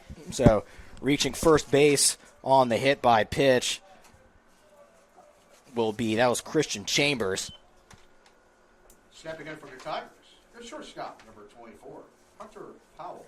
And you mentioned Duke's used to struggle to make the ACC tournament, and now they've won 2 ACC tournament championships under Coach Pollard. That's right. So defeating NC State for one of them. One of them, and then last year I believe it was Florida State in the title game, or was it Wake Forest?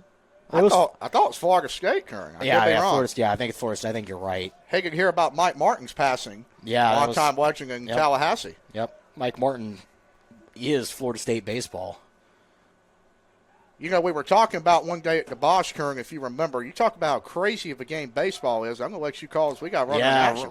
Chambers will steal second as the 0-1 pitch misses low. It's 1-1, and now second and third with one out, and Bishop's in danger of letting this game get away from him a little bit here.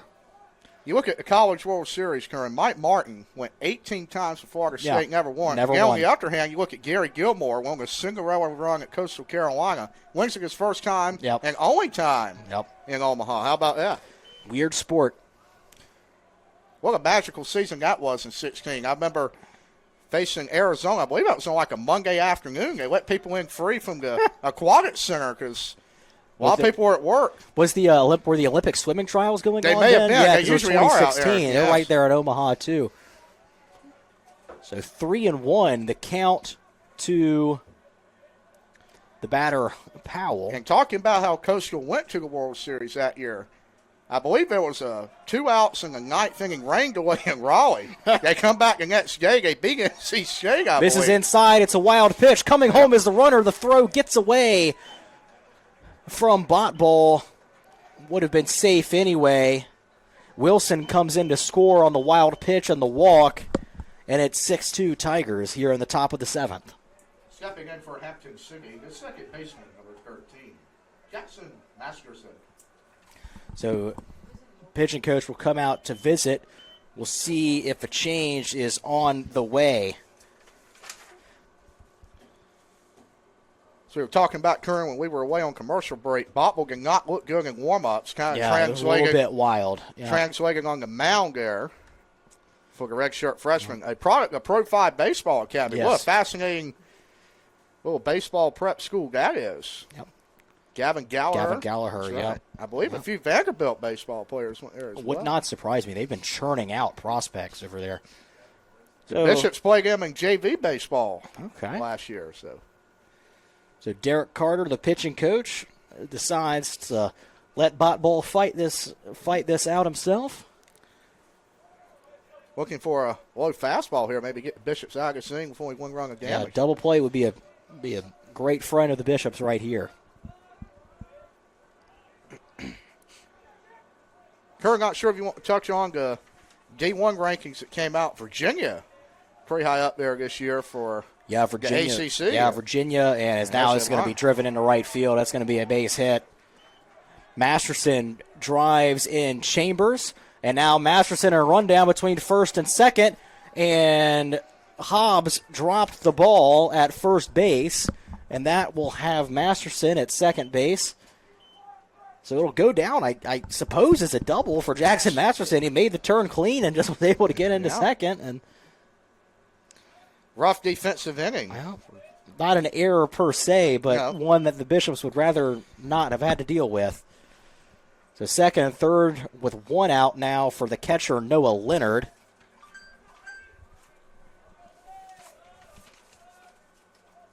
With runners, productive out, an option for Noah.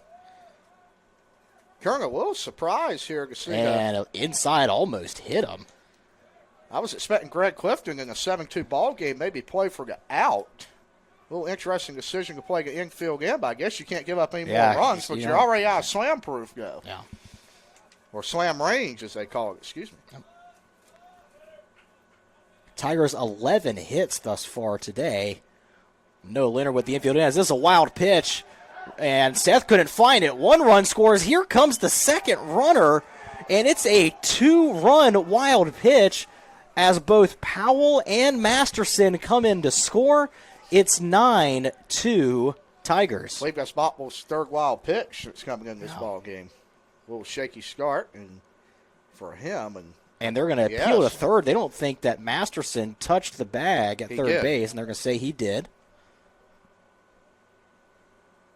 Now Greg Clifton going to have a chat with the home plate umpire, or perhaps make a pitching change here. Well, Kern, that's what you were referring to with only 2 umpires in Division III. Maybe a little tough to see that. Yeah, so Coach Clifton's going to speak with the umpire who is positioned at first base. That's correct, yes.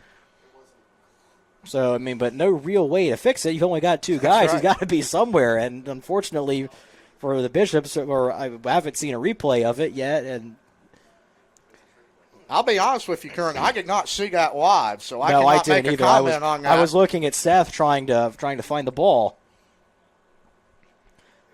To me, it looked like I thought he stepped on the bag as he turned it, but I only got kind of a peripheral view of it.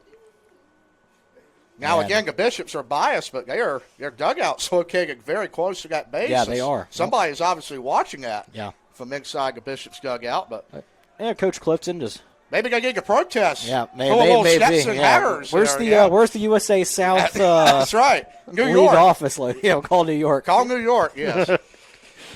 2-0 pitch misses outside. 3-0 to Noah Leonard. The USA South, they have headquarters in New York. Boy, that would be something. Rome, Georgia. Okay. I believe. Well, the Rome Braves still located in Rome. I'm not sure. I'm not sure either. I haven't been to Rome, Georgia myself, so I can't. Commissioner Tom Hart located down there. Associate Commissioner Mike Christian located in Raleigh. He joined us last night. You know, he even said, Kern, and I got to give a shout-out to Mike Armbruster. He said we had the best popcorn. Hey. In the USA How South. about that? How about that, huh? 3-1 pitch, swung on and missed. Count is full.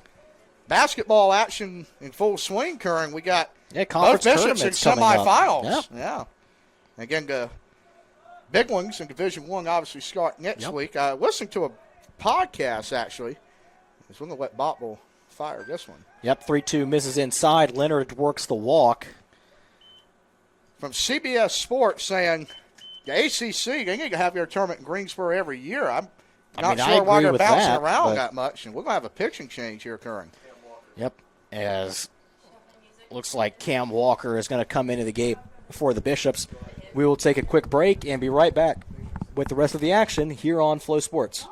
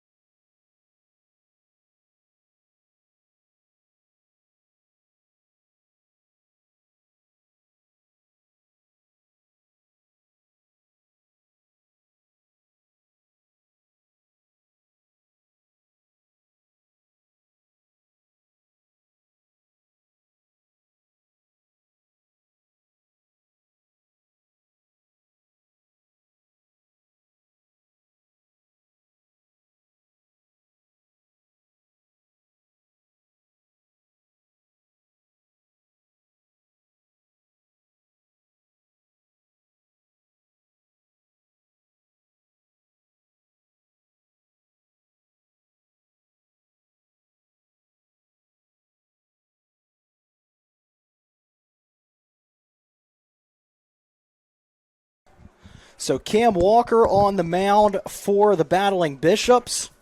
Chapel Hill native. It's my neck of the woods in Orange County. 1 out and 1 runner on base. As it's hit towards foul territory down the left field line. Bowen coming on, unable to get there, as Lancaster will live another day. Walker transferred from Division I Norfolk State, Kern. In my opinion, one of the best sliders in the USA South. He has that thing going. It's pretty much unhittable. Gets himself a first pitch strike. That's right. Going to wait on Lancaster to collect his bat. There was a question of whether or not that was going to go foul or not, so Lancaster had to get going. Speaking of the ACC tournament, Kern, your Tar Heels Playing a lot better. I hear they're about 50-50 on the wrong side of the bubble. Yeah, currently. so the last projection that I saw, and of course, as the slider that we were speaking of actually just ran in and hit Christian Lancaster, so he'll take first base on the hit by pitch. We'll see. Joe Lenardi has them as the first team out of the tournament, so if they keep winning and some teams in front of them lose some games, and they could find themselves kind of backdooring their way into the field, which not a lot of people expected, but all they can do is keep winning, give themselves the best shot. And I'll be there on Saturday, and we'll against Miami. We'll see how that goes. If they lose that game, there's some real problems going on. Miami not having a great year after Jim Ware and Egg apart. So here, Jay Lucas on the Duke staff may take that job. Yep. Heck of a recruiter, I believe. Yeah, he's Cooper Flag excellent getting recruiter, Durham, Jay Lucas. Son of John Lucas of the Houston Rockets, the North Carolina family there. First pitch strike. It was a slider to Harris, to Grayson Harris. It's an 0-1 count. 2 runners on and 1 out. Walker checks the runner, fires at the slider, and it misses inside. Talking about conference tournaments, Karen, how about the ACC changing the format? Single elimination now in Durham in 2025. Yes, and so I have my tickets for the ACC baseball tournament. I'm a little behind you, my friend. Yeah, I know. But we're not in the first row this time. So no. Really? Oh, yeah, we're in row D. It was because the first one, by the time we were able to get in there, they had already been taken as foul ball down the left field line will be strike 2. And so we're in the 4th row, but I figured they'd ban you after all your TV time. I don't know what they would ban me for. I didn't say anything foul or we had a Yankees hat on, vulgar. A Syracuse shirt, Tar Heel jersey. They called you a human parlay on that, so I believe. You were getting pretty crushed by ACC Twitter, Karen. Yeah, crushed or just laughed at. I don't know, whatever. But you know what? Well, you got interviewed that week, right? Well, I did, yeah. Stephen Schott came down from D1 Baseball and his thing over there. A-plus guy. As this is kind of corkscrewed out towards first base, and it's going to get past Hobbs. That'll go down as an infield single for Grayson Harris. There's a question if that's a hit or an error. And the reason I would advocate for a hit was that I don't think that they were going to get him in time anyway. So it's either a single or an error, depending on how this ends up being scored. We're all in the press box trying to figure out what we're going to put up there for it still. And that's going to go down as an error, actually. So 3rd error on the Bishops. As Howell drives that into right center field. Yep, 1 run scores. Here comes the second runner. Advancing from first to third was Harris. And it's a 2-run single for Jace Howell. Hampton Sydney really taking advantage of Bishop miscues this afternoon, Karen. Yep, Leonard and Lancaster are the 2 scoring runs. Now batting for Hampton Sydney. And it's been a long inning here for the Battling Bishops. Pinch runner has checked into the game for Hampton Sydney. Jace Howell came out, and checking into the game as a pinch runner is Jaheim Green at first base. So first time we've seen Jaheim Green today. Heck of a lead out there occurring at first. Yep. First pitch slider swung on and missed, strike 1. Picturing at first base for the Tigers, Jaheim Green. They still have runners at the current. I said runners at the current. Wouldn't that be something? It's been a long day. Yeah, well, not really. It's been a short game. That's true, yes. The scoreboard. Although we've been talking about it now, we have this 7th inning that's been going on for a year, seemingly. So that's a tough call there on Walker. Yeah. Slider missed inside. So the count moves to 1-1. Going back to that format in Durham, Karen, I'm not sure I'm a fan of single elimination in baseball. I know it's for pitching, I would assume. But for here, there's part of this, too, is that really with the pod format, for anybody but the top seed in the pod, it already was single elimination as Arnold drives into the left field. He's going to drive in Harris. An RBI single for Matthew Arnold will make it 12-2 in the top half of the 7th.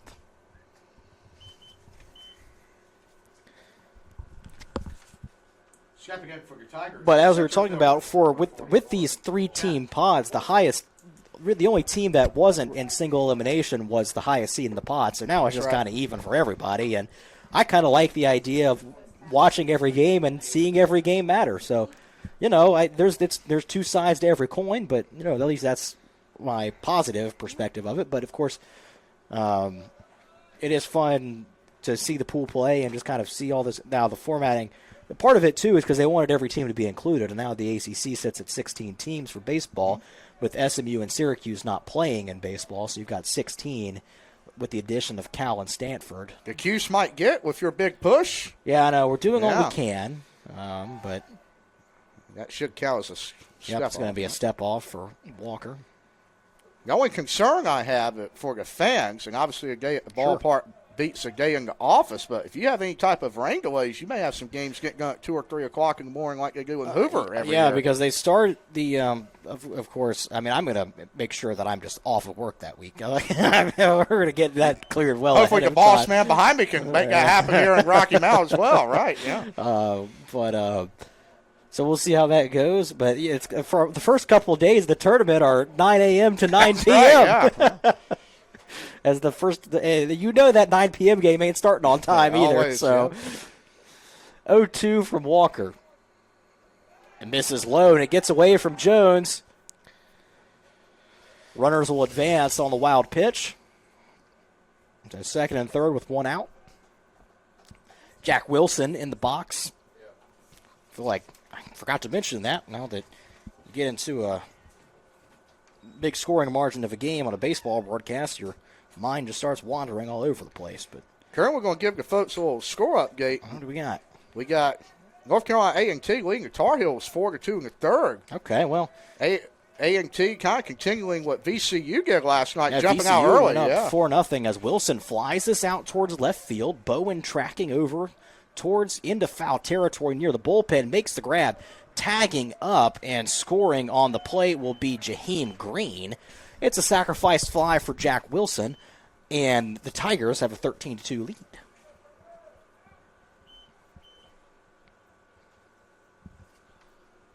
Stepping in for your Tigers. So this will bring Christian Chambers, left-handed batting outfielder. We touched on Chris Pollard earlier. Duke's still struggling now, 6-1 to Liberty in the third. Pitching for the Blue Devils. Pitching for the Blue Devils has not been there.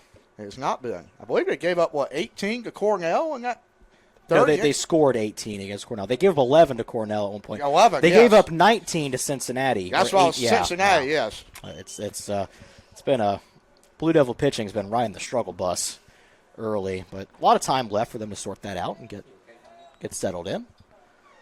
0-1 on Chambers, 2 outs, top half of the 7th inning. Walker's 0-1 is a strike on the outside corner, fastball.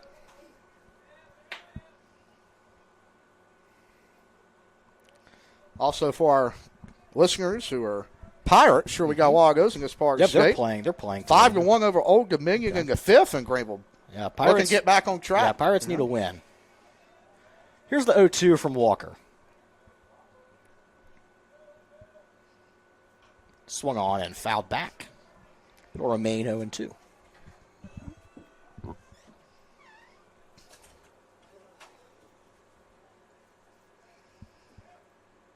Big series for Bishops coming up, assuming this one does not pan out.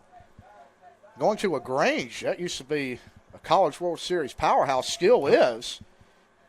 Deciding the USA South for many, many years before the conference split. So we'll find out a lot about this young Bishop squad in Georgia. 0-2 pitch is floated out to right field. That'll be a base hit. Rounding third and scoring will be Arnold. He's in there standing. It'll be 14-2 Hampden-Sydney off the RBI single from Christian Chambers. 13 hits for the Tigers in this game, Karen, but 3 errors on the scoreboard for the Bowling Bishops. They've came back to bite them this afternoon. Bishops were within striking distance. For the Tigers, shortstop number 24, Hunter. But it's really just gotten away from him here in the 7th. 9 runs already for Hampden-Sydney, and they might not be done yet as Hunter Powell steps into the box. We've seen a lot of big innings this week. Bishop scored 10 in the 8th against Lebanon Valley on Monday morning. Hampton City only one run away from matching that here this afternoon on a little midweek action. Powell swings and misses at the first pitch, so it's 0-1. Bishop's in desperate need of final out of the inning here. Walker's 0-1. It's chopped towards third. Scoggins gets past him. It's going to be an error on Scoggins. That'll allow Powell to reach, and it's first and second with 2 outs. That is 9 errors in 3 games for the Bishops current.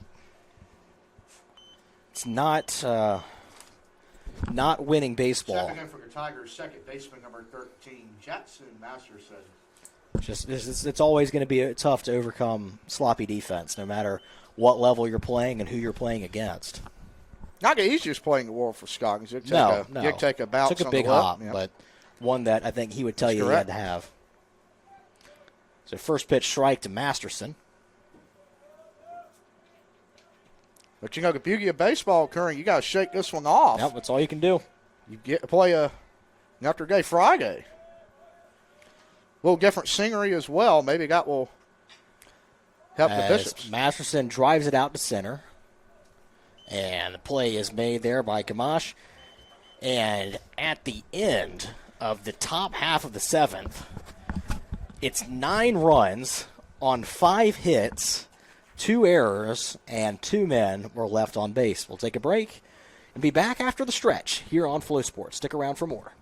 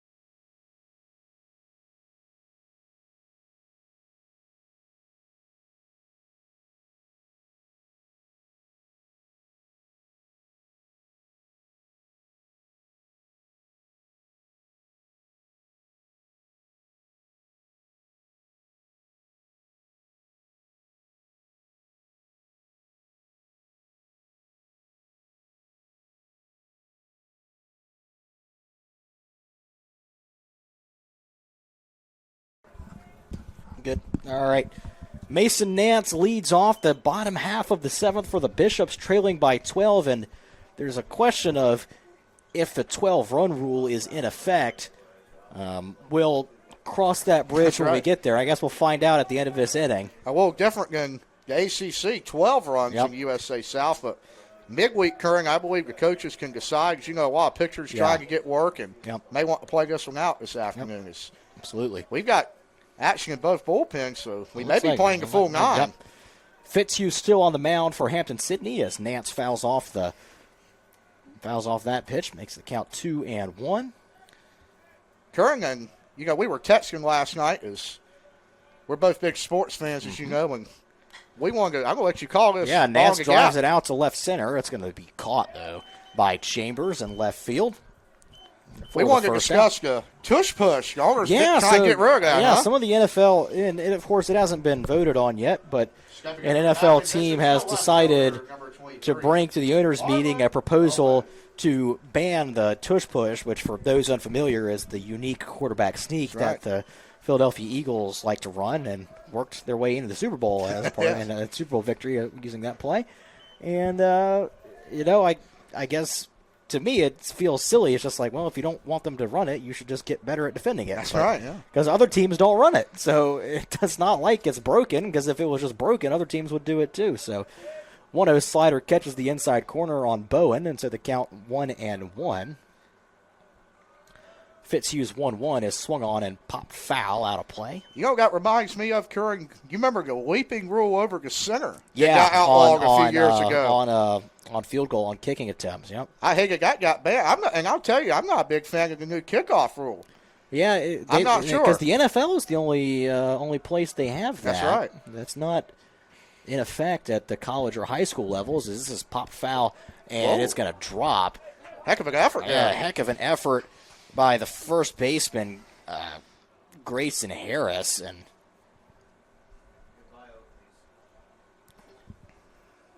laid out for it, but came up short. Yep, he did. So have to give him a new pair of Oakleys. Huh? Yeah, I'll have to take a trip to Sunglass Hut later on and find a new one. See how that affects his play if he has to try to catch a pop-up again. That's right. He'll be battling the sun. Talk about the Eagles carrying Nick Sirianni, Mount Union D3 alum, making some noise in NFL. He's got a Super Bowl under his belt. I think that kind of squashed some of the Patrick Mahomes, Tom Brady comparisons out there. But well, at least on a temporary basis. You know, Tom didn't have all of his Super Bowls until a kind of a second-half renaissance in his career, and that could always be coming as Bowen flies out to left field. Well struck, but unfortunately right into the glove of Christian Chambers. Stepping in for the Battling Bishops, the center fielder, number 22, Travis Gamache. So Travis Gamache will step into the box. 2 outs, nobody on. Talking about them Super Bowls up in New England, Tar Heels hoping to capitalize off that Bill Belichick, new football coach. It'll certainly be interesting to watch. I don't, I really don't know how I'm supposed to have an opinion on that yet, because it's such a kind of a unique situation, and it just feels I don't have a basis for comparison there, and kind of figure out what I'm supposed to think about. So the only thing to do is sit back and let's see how it plays out. Well, Karen, I think it'll be must-see TV. We know that. I think it's worth commending Carolina for putting money into the football program. Yeah, give it a shot, no matter how it works out. That much we do know is that at the D1 level, especially, it's all about what your money situation is, and if Belichick can get people to donate, and apparently that has been the situation so far. It's that's a requirement for winning at the D1 level. Here's the 1-2 from Fitzhugh. Pop foul out of play.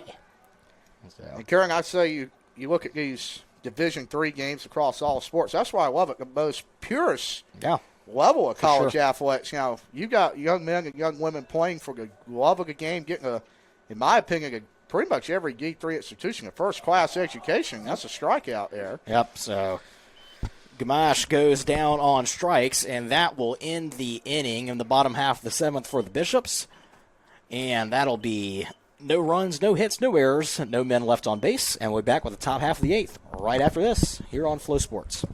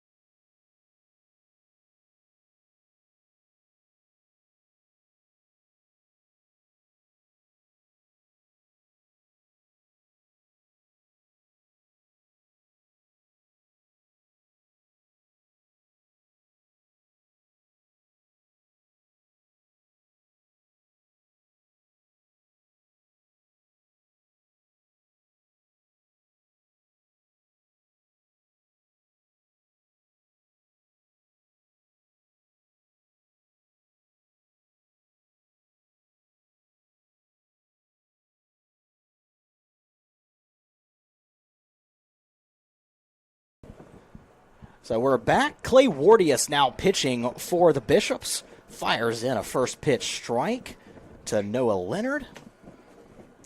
Wardius, 6'8", right-handed pitcher out of Virginia, Broadwater High School. Curran, I think we have a whole new defensive lineup for the Battling Bishops. Tell us about it, Baden. Who do we got in there now? Matt Ballard at first base, had a couple pitch hit appearances this year. Brady Williams as well, left-handed arm. Yep.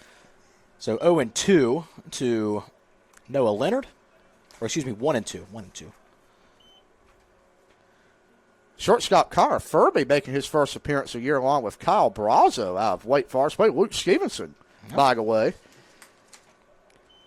2-2 as the pitch missed low and inside. In the outfield, we got left field Carson Ashman, playing at the same high school as Travis Gamache, Northern Nash High School. We got Aiden Zimmerman in right field and Reese Davis in center. So the Bishops getting some young guys some work current. Leonard chops it to short. Play at first is in time, and Wardius retires the first batter he faces. Good opportunity to see what Battling Bishops have here. Yep. Christian Lancaster step up to the plate. Actually, nope, there's a pinch hitter here as well. Yes, there is. Yep, so Lancaster checks out. And number 20, that's going to be Greer Farr, who checks in for pitching for Hampden Sydney, Hampden Sydney. Greer Farr out of Southern Shores, North Carolina, went to First Flight High School over in the Outer Banks. Farr takes it's a ball outside. I thought Pigram had a pretty good frame job on that one. Didn't get the call. Looked like a good pitch to me, but Kurt, not only the first appearance for a lot of these guys this season, first in their college careers at the varsity level. Yep.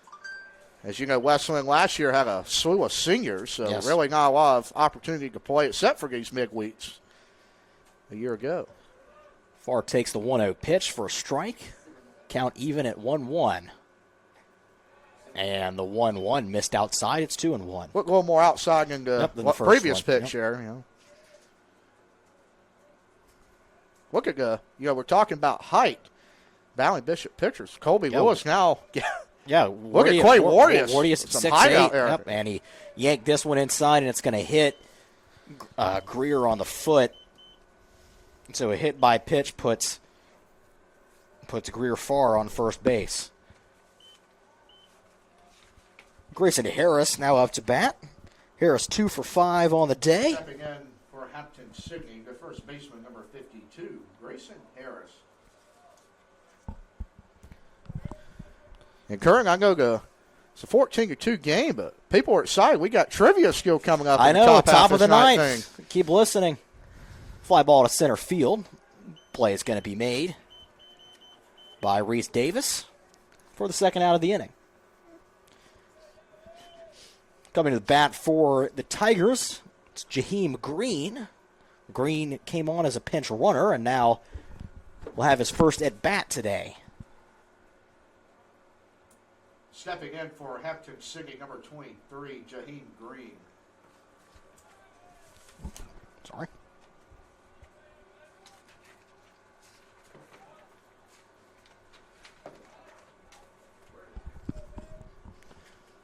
First pitch to Green is inside, ball 1. Wardius really living on that, from our perspective, left-hand side of the plate. Also lines up on that left side of the rubber, Karen. Yep. So he's the ball kind of running away from him. It's like he's throwing a lot of two-seamers and sinkers in the fastball. Yep. Yeah. The 1-1 on the swing on the breaking ball.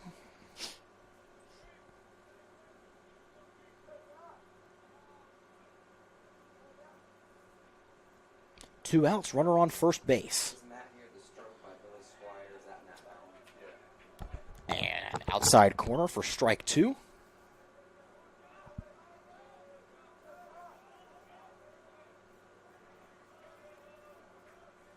Bishops would love a clean inning here. And the slider missed inside. Count 2-2. Hampden Sydney, if they continue to hit like this and go that, they're going to make some noise in that league. Heck of a D3, almost like a SEC or Division III there in ODAC. You got Randolph-Macon, Is Christopher Newport up there? They're in the Or they're Coast in to different- Coast gotcha. Conference, actually. That's a weird, about 3 teams in that league, Kern. Yeah. All the way from California to Virginia. Oh, yeah, I remember talking An about odd- that at an a odd basketball conference game. there, yes. Yep. Randolph-Macon, Kern, they're in the ODAC Conference, and we got a ball go. Yep, and Brazo. it's in between think that's gonna be a shortstop hit and go, third base. Curry. Yep, that'll absolutely be a hit. In that hole between third base and shortstop, and Green gets his first hit of the day, first time he came up to bat. Speaking of Hampton City, they have a top 5 basketball team this year. Okay. Final 4 appearance last year Oh, for very good. the Tigers. Hampden-Sydney, of course, located in the unincorporated town of Hampden-Sydney, Virginia. It's a census-designated place. Oh, is it? Okay. Yeah, the closest official town would be Farmville, Virginia, right where Longwood That's University is at the D1. So Used a to be an couple schools- all-girls school, I believe, at Longwood. Okay, that would make sense because Hampden-Sydney is an all-men's school. That's right. Longwood, a co-educational institution now. Not as many single-gendered universities No. anymore. Salem College in USA South. Yep. All-female. All institution. women's, yep. William Peace used to be Used to be, all-female. yep. Now they're Now they're a they co-ed got a school as well. baseball program now. That Yep. ball's inside. Kid from my high school wound up playing pitching over there. Okay. USA Complex is the home for Pacer baseball. Beautiful. Great place to play. I think they've turfed a few of them fields over there in Cary. Main field is still grass, but 2-0 pitch to Arnold is a strike, 2-1. Hampton City's biggest rival, Cary, Randolph-Macon, Yep. called the game. Up in Ashland, Virginia, Listen, right? this is Randolph-Macon? called Yeah. the biggest small college football game in America between Okay. those two. 2-1 catches the outside corner. It's 2-2. I've been in Ashland, Virginia one time, and that was because I was driving back from Syracuse, and that was as far as I got before my body just started to shut down, and That's that was right, where I yeah. had to stop. So, The train actually runs right through Ashland, I yep, believe. it does. Yeah. Yep, 2-2. Breaking ball swung on and missed, and that will be a clean inning for Wardius. A good appearance from that young man. And in the top half of the 8th for Hampden-Sydney, no runs, 1 hit, no errors, and 2 Tigers left on base. We'll take a break and be back with the bottom half of the 8th here on Flow Sports.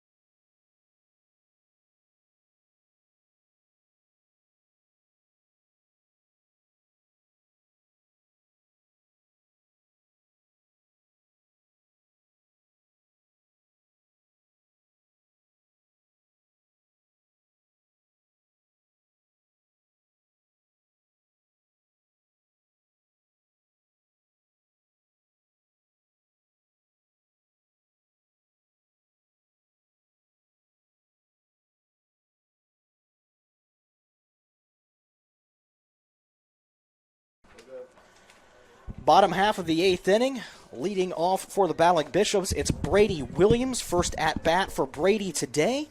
Takes a first pitch strike from Fitzhugh. He's got a very similar stance to Jackson Ellison, a current teammate here with Wesleyan. Left-hand slapper, Kearings, look appears here for Brady Williams. Slider missed outside on the 0-1. And the 1-1 slider looked like a similar spot, and this time it's called a strike. It's 1-2, and Brady was a little bit frustrated with that call, it appeared. 1-2, pitch misses well outside, 2-2.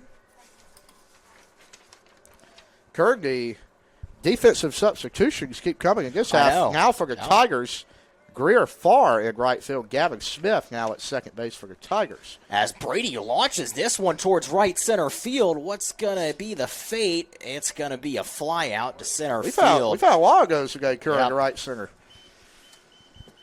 Jack Wilson was able to track over and make the play. Wilson, a black hole in center field. Stepping in for the battling Bishops, number 32, Aiden Zimmerman. So Aiden Zimmerman to the plate for the Bishops. First time we've seen him at the plate today. Got to give props to our official scorer, Madison Morrison, keeping track of all these substitutions against game curing between the two. I think we've got about 11 in this last inning. 9 for the Bishops, 2 for the Tigers here. First pitch strike to Zimmerman. And a strike on the second pitch as well as Zimmerman swings and misses at the breaking ball away. It's 0-2. Inside 1-2, pardon me. Fitzhugh really pitched pretty well. Got 2 strikeouts, selling in nicely. Fitzhugh pitching really, really well. He's quick work on the mound, too. He's getting the ball and just firing it almost as soon as he gets it back. As this is driven out to left field, back at the track, at the wall, and it's going to be caught just a couple of steps in. Zimmerman took it for a ride, but Jake Moore makes the play.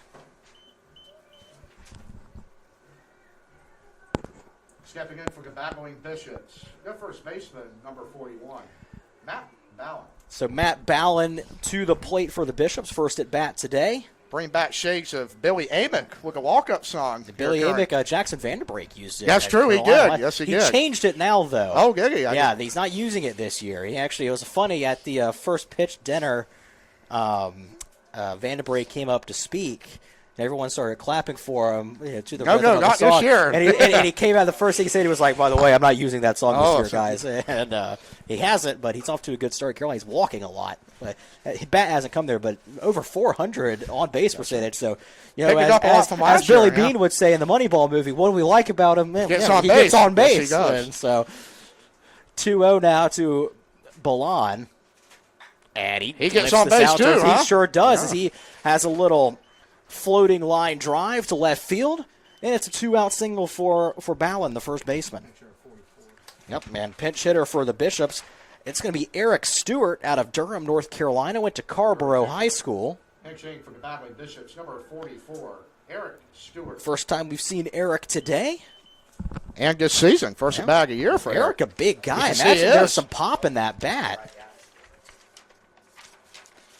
And he's going to take the first pitch on the outside corner. I like his stance up there, too, Current. A little wide. Oh, yeah. A good base. Yes, he does.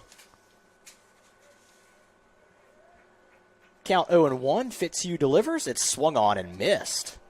And 0-2.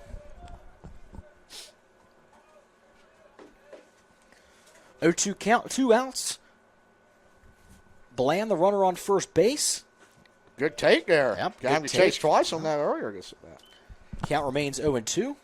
Or, excuse me, 1-2. Pardon me, moves to 1-2. They're not holding on the runner Ballin at first base. You would not expect that with the score the way it is currently in this contest. No point in that. Have yourself in ready position to make the outs. But you know what, Karen? We're looking at that scoreboard and saying, man, it's going to be tough for the Bishops. But Clemson did in the ACC tournament. I think they scored about 16 in an inning against Defying Eye. That's a tough call. Yeah, Eric Stewart's going to strike out on a check swing. I think the home plate umpire trying to keep this thing moving along in a 12-run game because that did not look like much of a swing attempt. But either way, at the end, in the bottom half of the 8th inning for the Bishops, no runs, 1 hit, no errors, and 1 man left on base. We'll be back with the top of the 9th and the answer to our trivia question of the day right after this.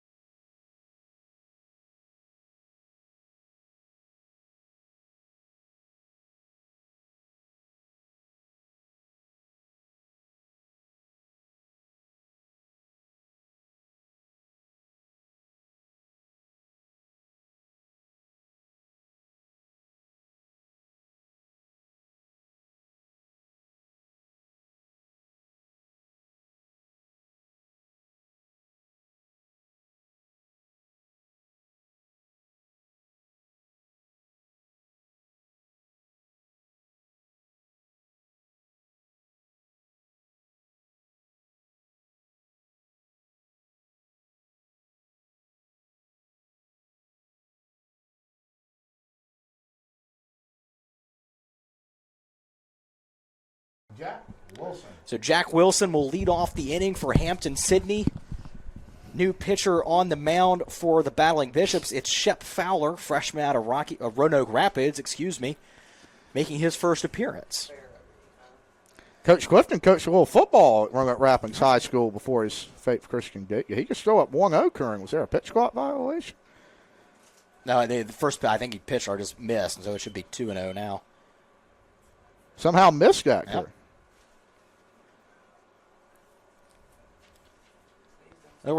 Are we ready for our trivia answer, Baden? Curran, I think it's time. All right. Got to keep the people entertained in the 12-run ball game. The trivia question today was, who was America's shortest-serving president? As it's 3-0 now to Wilson. And the answer to that would be a one Mr. William Henry Harrison, right, a Hampden Sydney College alum, who got pneumonia at his own inauguration, and the 3-0 pitch is a strike. Got sick because he didn't wear a jacket, and then died in 30 days. And so you don't hear about Mr. Henry Harrison that often, but we'll contact the trivia winner, and Baden will take care of that for us. I guess cheer coach Miss Tanya Grimsley this afternoon, Curran. She got that one. All right. Knows her presidential history. There you go. Who took over that term? I'm going to Google that. We need to Google that, Curran. Who served after William Henry Harrison? Who was his? Anybody knows that? We might give you something extra for that one, huh? Stepping in for the Tigers, number 51, Jake Moore. We're going to look it up on the computer. Folks, Mr. Curran is hard at work on our Dell laptop newly installed here at Bowerfield. Yeah. So William Henry Harrison was succeeded by John Tyler, and John Tyler served out the rest of his term. So there you go. That's the answer. Now when it's cold, they hold them inside. I think there have been 2 of those inside. That's a heck of a trivia question there. There we go. Yep. Base hit up the middle for Moore. 1-out single. Talking about U.S. presidents, Curran, I got a fun fact for you. Did you know there have been 7 U.S. presidents to visit Rocky Mount? Starting with seven ever. 7 ever, starting with Dwight Eisenhower. Okay. That's a little nugget there. That goes pretty far back. Yes, it back does. In the 50s yes. with Ike. That's right. President Bill Clinton and George Bush actually visited North Carolina Wesleyan, Curran. Bill Clinton, listen to this, in Everett Gymnasium twice. I know you're familiar with that place. You call some basketball at the scores table there, my friend. Yep.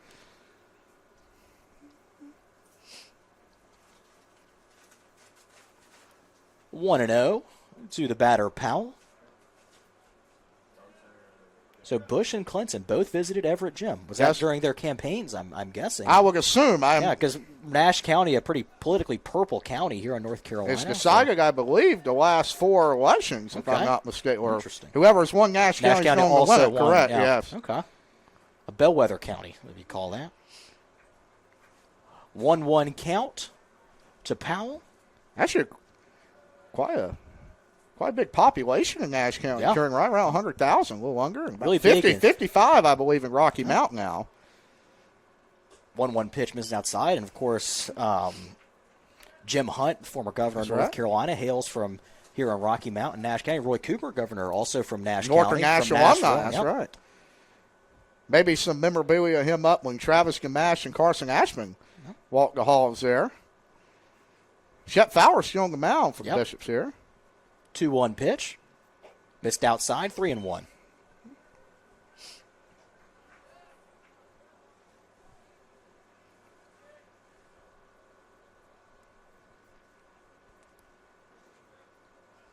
Rocky Mount, as you know, Curran, known for the railroad and tobacco industry. That's how this town really got going. Maybe a minor league team come to Rocky Mount called the Locomotives or something, Curran. You never know. They can bring baseball back to Rocky Mount. Certainly an independent indie ball team, for sure. And, now, with the addition of the Wilson Warburgs, and now, there's talks of can Wilson sustain 2 baseball teams for the Tobbs? Could the Tobbs be looking a new home? Maybe Rocky Mount would be a good destination for them, or Zebulon, as we have mentioned with 5 County Stadium earlier in this contest. Yes. 3-2 from Fowler. Swung Good pitch, on Kern, and yeah. missed. Up and away. Gets Powell swinging, and that's 2 outs in the top of the 9th.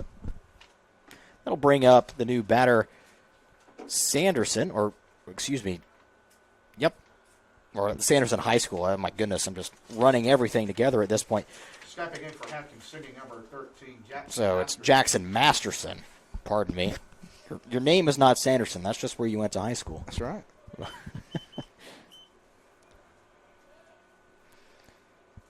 Kern, I will tell you, is that First pitch misses high. yes, it is.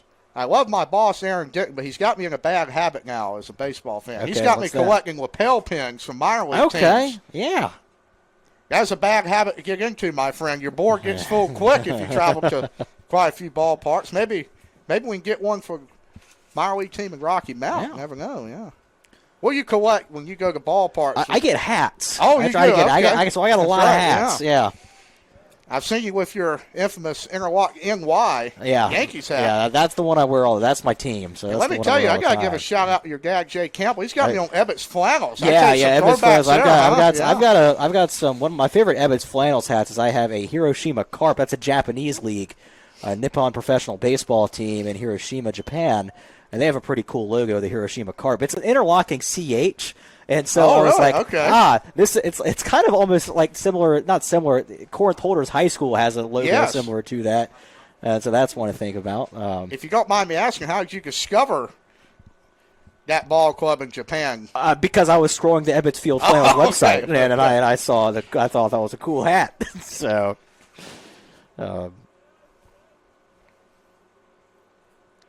it's also similar. There was an old mock-up Carolina Hurricanes logo before they settled on the logo that they use today and use for the existence of the franchise. 3-1 pitch actually missed behind Masterson, and it's going to go be a base on balls, and had a similar like purple interlocking CH logo that before they settled on the red and black color scheme they moved to. So it's just some fun stuff that you find out.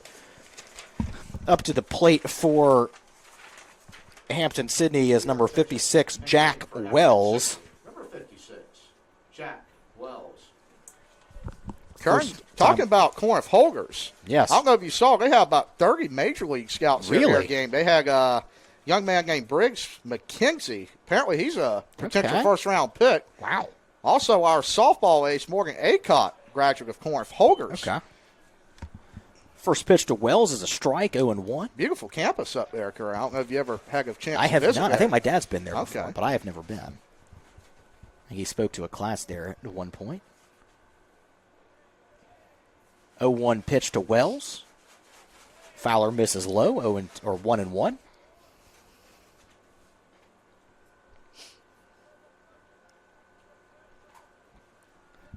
Well, action in the Bishop's bullpen. We may see Yeah, one last. if Fowler can't get out here.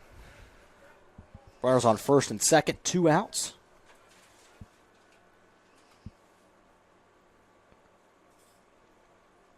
Fowler's pitch. Missed outside, 2-1.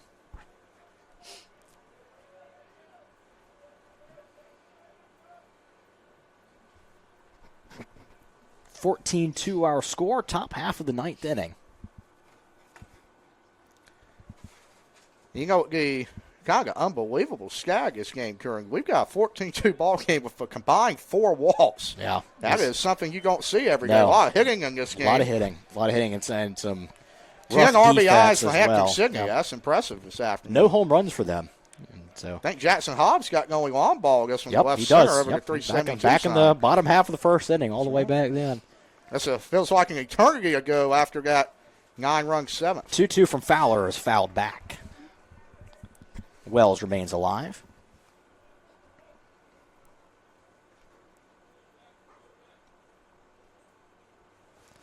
We'll do it again.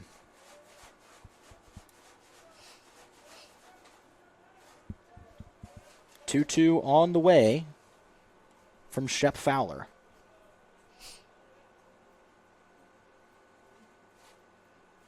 Yeah, this one's fouled back into the screen as well. 3-2. Or no, excuse me, no, it'll stay 2-2, not 3-2. Kern, I'm going to need a favor from you. So What do we got, my friend? You know, my boss, Mike Armbrust, Yes. is actually standing behind you in blue right now. Yeah, there he is. Hey, Mike. You guys settle an argument between us. Okay, what do we got? Now, I'm a biased. neutral. I'm No, a neutral third party. You are biased in this question, Kern. Okay. Oh, well, shoot. All right, here we go. And Yeah, hit 2-2 him. pitch hits Wells on the elbow. Bases will be loaded. What do we got? What is the biggest rivalry in college sports? Ohio State, Michigan football. Now, I'm a Duke basketball fan. Sure. You're a Carolina Yeah. basketball fan. I'm winging Duke, Carolina on this. He's winging Ohio State, Michigan. What do you think about that? Bigger overall. Now, football may have more importance on your season in general Yeah. due to the fact there are less Yeah. games. But does it mean as much as Duke, Carolina? You got students in Durham camping out in Caveville for over a month for that game. Yeah, Kern. well, I'm not going I know to say. yeah, I'm not so- going to say what I think Right. about that. I know you were not a fan of the dark blue in Durham. No, I'm not. That's right. But I like to think that I can be honest. Okay. And fair in my judgment. Logically, football is bigger than basketball at the college level. Correct. So I'm going to say Ohio State, Michigan is bigger. Wow. That doesn't you mean just hurt my heart there. As a I'm Tar Heel. sorry. Wow. I'm sorry, but more people are going to watch that. And ultimately, if we're judging how big a rivalry is, that might be what we have to judge it on. Kurt, and so you've got to understand it's here. only one game a year versus two, and so Maybe there's that as well. What about the Final Four game? That's different. So that is different. Okay. That He game, agrees. that Mike game shaking his alone, head. Okay. that game alone is Okay. maybe the biggest college rivalry game to have ever happened. Went the wrong Especially direction. given it went the right direction if you ask me. Okay. But that was a unique situation. But I would say during the regular season, on average, that Michigan Ohio State is probably a bigger game. Wow. Just because you get it's just football it's bigger. That's all there is to it. As much as I love basketball and we love basketball around here on a national level, I think that it would be viewed the football rivalry would be bigger. So now I am officially totally outnumbered. Listen, I'm sorry, Baden. You've been to my You know office across the way. That's course. a ball hitting the air. Yeah, it looks like That's gonna be tracking down. back, and it's going to get into the gap in left center field. 1 run scores, 2 runs score. Here comes the third runner. It's a bases clearing double. And Hampton Sydney is now up 17-2. So across from my office, which you have been in, Kern, our volleyball coach. Well, I got to make a PA announcement here, Kern. We got a new batter, I'll pick that up here in a second.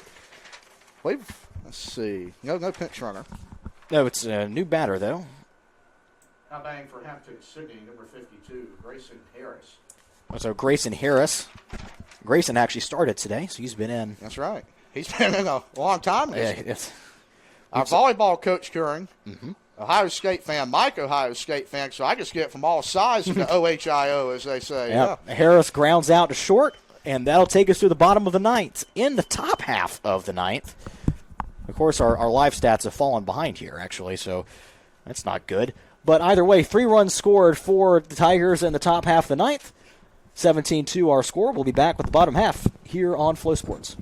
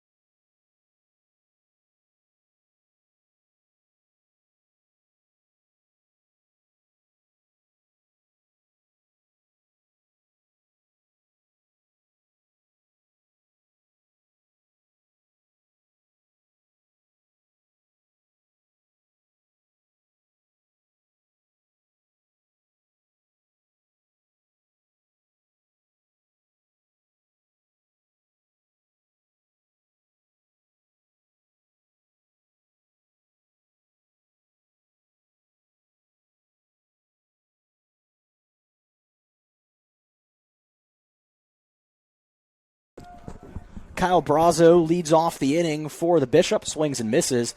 And the first pitch, new pitcher into the game for Hampden Sydney. That's number 5. There's no numbers on the front of the jerseys, so it's been hard for us to kind of pick out sometimes who's actually on, because if we see a pitcher, we're only seeing like the chest, and so it's not. But if it's number 5, that's Chase Sanford out of Mechanicsville, Virginia, Atlee High School. And, Karen, we started off this game talking about the uniforms, and I didn't even notice. How about the white pants, gray uniforms? Yeah. That was odd. Didn't even notice that until later in this ball game, but it's worked out for the Tigers this afternoon so far. 2-1 pitch to Brazo is low. Karen, I'd like to see a 2019 ACC tournament all over again. A 16-run game by Clemson. The Bishops would walk this one off. That was the inning that truly never ended. Yes, I happens tonight. I left that game early, and I go to the ACC. Brazo rips it towards third base. Play made, throw to first, high, and Brazo's got to turn and go to second after the throw gets past the first baseman.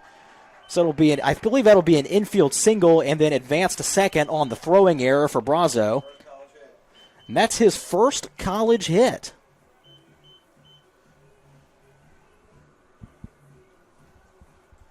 Stepping in for the Battling Bishops, number 52, Tyler Pegram. Tyler Pegram will now bat with a runner in scoring position and nobody out.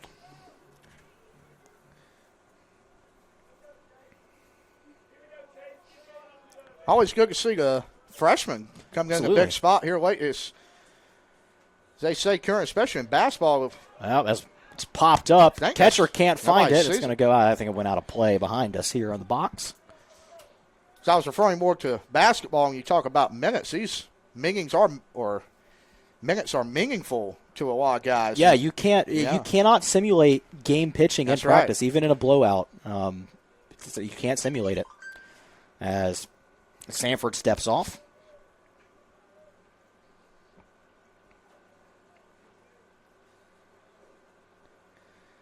As they say, Karen, the hardest thing to do in baseball is hit, and maybe the hardest thing in sports. Absolutely. I believe, yeah. Probably baseball and golf might be 2 of the hardest sports there is. Just I can the attest margins you that that you're golf. playing with. Not good, Karen. Not good? No.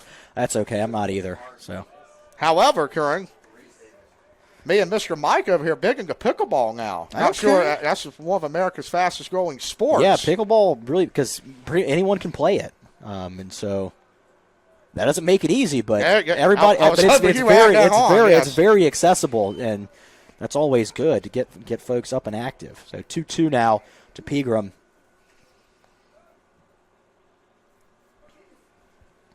17-2 still our score. Brazo, the runner on second.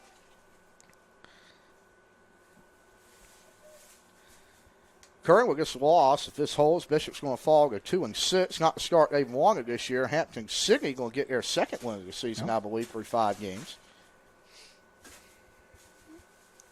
But you know what they say in baseball? It's all about playing at the right time, and when conference rolls around, Bishop's hope to have a little more pieces of the lineup figured out. No championships are won in February, as the wild pitch is going to allow Brazo to get to third. Who's on deck right now?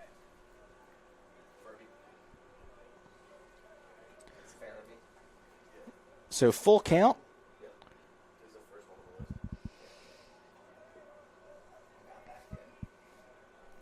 Karen, some of the young men. Sorry to interrupt you. I know you were talking. Some of these young men here that Pegram strikes out. Yep. That'll be the first. Similar to Carolina basketball, JV baseball here in Rocky Mount. Yep. So sort of floater guys, as you would call them, and going to probably play again on Thursday. Stepping in for the Battling Bishops, number 11. So Connor Farabee will head to the plate. First time we've seen him today. And I was reading an article, and there's a hit. He lines it right up the middle for a base hit. Hard ground under center field. It's the first college hit for Connor Farabee. He gets an RBI as Brazo comes in to score. And it's 17-3, a little football score here at Bauer Field. Stepping in for the Battling Bishops, number 4, Carson Ashman. This is a good pick. I like this song. This is good. Yes, it is. Yeah. Yes. There's somebody I've heard have that. Alex Madera uses that in Chapel Hill as Carson Ashman takes the first pitch for a strike. So I was saying, I was reading an article today going back to Carolina, I saw JV basketball may no longer be a thing in Chapel Hill. Really? Duke got scholarship limit that the NCAA has and roster cap. He's Gotcha. going to get his Yeah, first how about scholarship. it? Yeah. Carson Ashman. And our backside, too, Yep, huh? Yep. Yeah. Slaps it the other way, moves the runner to second. And, you just got to keep getting runners if you want to come back from 15 down. That's what the Bishops will keep doing. Stepping in for the Battling Bishops, number 29, Reese Davis to the plate. We're talking about that Clemson inning. That's how it right. all What starts, happened? Baden. Speaking of Reese Davis, you reckon he's made some guest appearances on College Game I know, Day, right? huh? First pitch to Reese misses high. Reese with 2 E's, not 1. Yes, that's right. So, well, I guess it's 3 E's total. Reese's There's 2 son, and the one. the Yeah. ESPN Yes, son, played at Duke. Played at Duke, Yep, yes, yep. I believe. Well, right field action for the Blue Devils. Way back to Brady Williams or no? 1-0 misses high and inside to Reese. Pinch hit for him. Pinch hitting for him and Sam Colsano. And what is he, a freshman? No. Talking about announcers, Karen, how about Dick Vitale back? I know, it's That's great to see him back. yeah. Just an absolute gem of a guy. There might not be anybody that loves college That's basketball right, yeah. more than him. I really wish, as a Blue Devil fan, they let him call Duke Carolina game one last time. Yeah, one last go. You kind of associate that game with his voice, as you well know from over the years. And it's going to be a walk for Reese Davis to load the bases. Brings up Sam Colasano. Your attention, pitching for the Battling Bishops, number 47, Sam Colsano. Sam well-traveled out of Sandwich, Massachusetts. Wonder how close to Cape Cod that is. Cape Cod baseball. Well, league. we can Google it. We got That's the right, we do, yes. Let's see. I'll use my phone here. Went to Barnstable High School, yeah. Yep. Oh, well, I got something else going on my phone. Hold on, we'll move the sheets here. We'll take Yeah, a let's little. do it. Yeah, let's see. You ever been up to Cape Cod? Welcome to Geography 101. Yes. My name is Curran Campbell. I'll be your instructor today.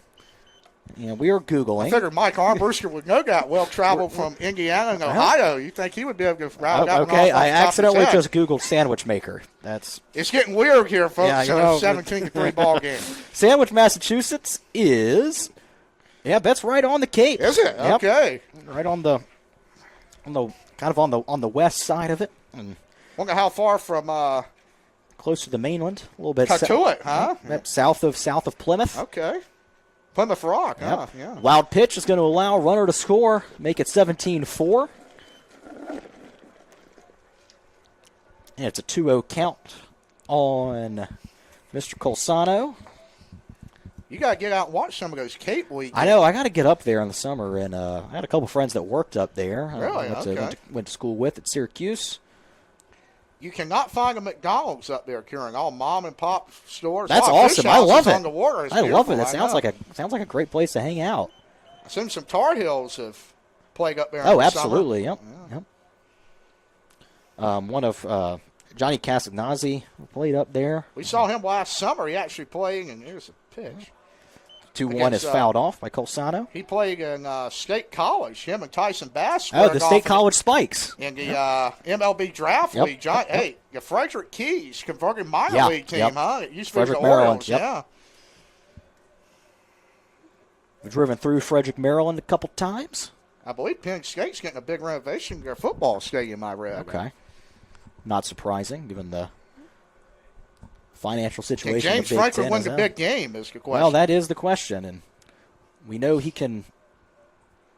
We know he can win the easy ones, That's but right. Knock her the water. money is made in the big ones. As Colsano draws a walk, we have a score update from Chapel Hill. Carolina was down early, but Gavin Gallagher at the aforementioned Pro 5 That's Baseball right. Academy Right on cue. just hit a 2-run home run, and Perry Hargett starting for the first time, and he had an RBI, and Heels are up 6-4 over at Boshemer. We got any update on how Tyson Bass, former Bishop's, going in that game? Yep. He made a really nice catch in right field Oh, okay. earlier, and that Okay. makes sense. You know, he played center field here or did he play center? He played right. He played right. He did Excuse me. play Sorry, I right. thought he played Justin center for some Paget reason. played center field, Yeah, yeah. that's right. My bad.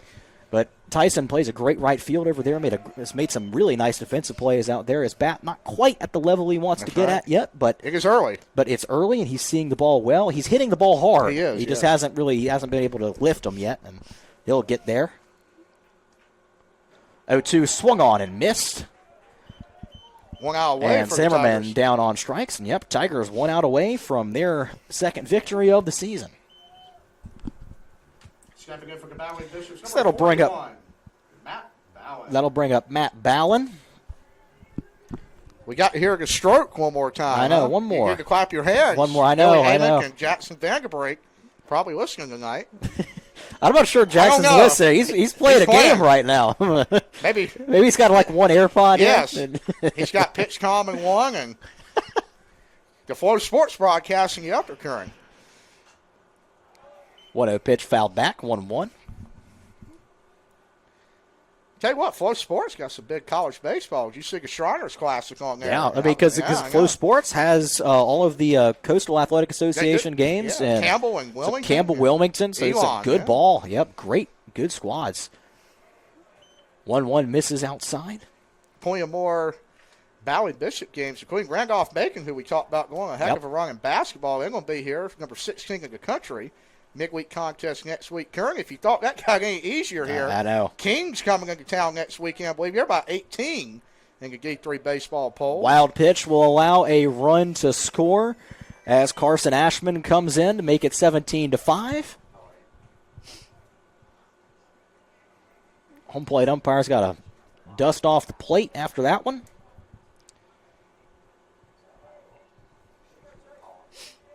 3-1 to count for Matt Ballin.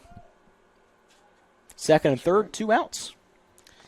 Ballin takes the pitch, strike 2, full count. Anything close going to be a called strike here at this You would point in the assume, game. Kern, yes. But Kern, I got to tell you, it's been a pleasure having you here Absolutely, today. good to be here. We got to do this again soon. Absolutely, I tell we you, this will, is a we lot of will. fun. We'll take a look at the schedule here and let you know when we can come back down. Hopefully the result is a little different. I Yes, think that might yes. have to kick you out of the press box after Look, the game. hey, That's right. it's been a mixed bag across different sports. So the first basketball game I called for Wesleyan, they lost, but the second one they won. Football, the first game they lost, the second one they won. You were here for the big senior game win over Yep, Brevard, against Brevard, right? Yeah. yep. And so if the pattern holds, even though not looking great for the Bishops today, as Ballin fouls it back to extend the at-bat, one more pitch. The game is never over until the final strike is thrown. That's true, but it's not look you great know, at the moment. It's down 12 with 2 outs at the bottom of the ninth. It's a tough spot. But that's a walk. That's a There we walk. go, yeah. You can't. Got to keep stacking base runners. All there is, right? But if they lose this one, then by the rule of the other sports that I've called You got to come here, back. is they'll win you the second got to go to one. LaGrange, Georgia. I know. Do a little radio call, huh? That's a little bit of a haul for me, but Yeah. and now we're going to have a mound visit Pitching and a change. pitching change. Yeah. So we'll take a quick break and let you know who the pitching change is right after this.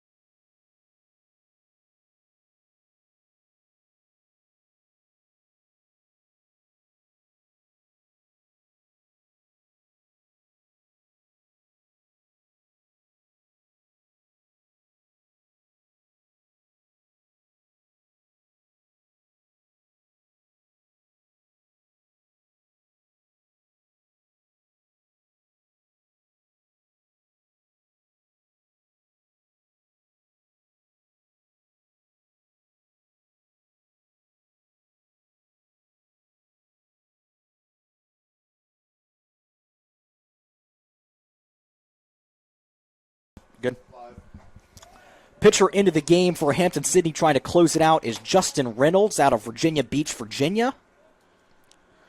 Senior in this Hampton Sydney program, Eric, can't speak. Eric Stewart. Eric Stewart batting a second at bat for the Bishops today.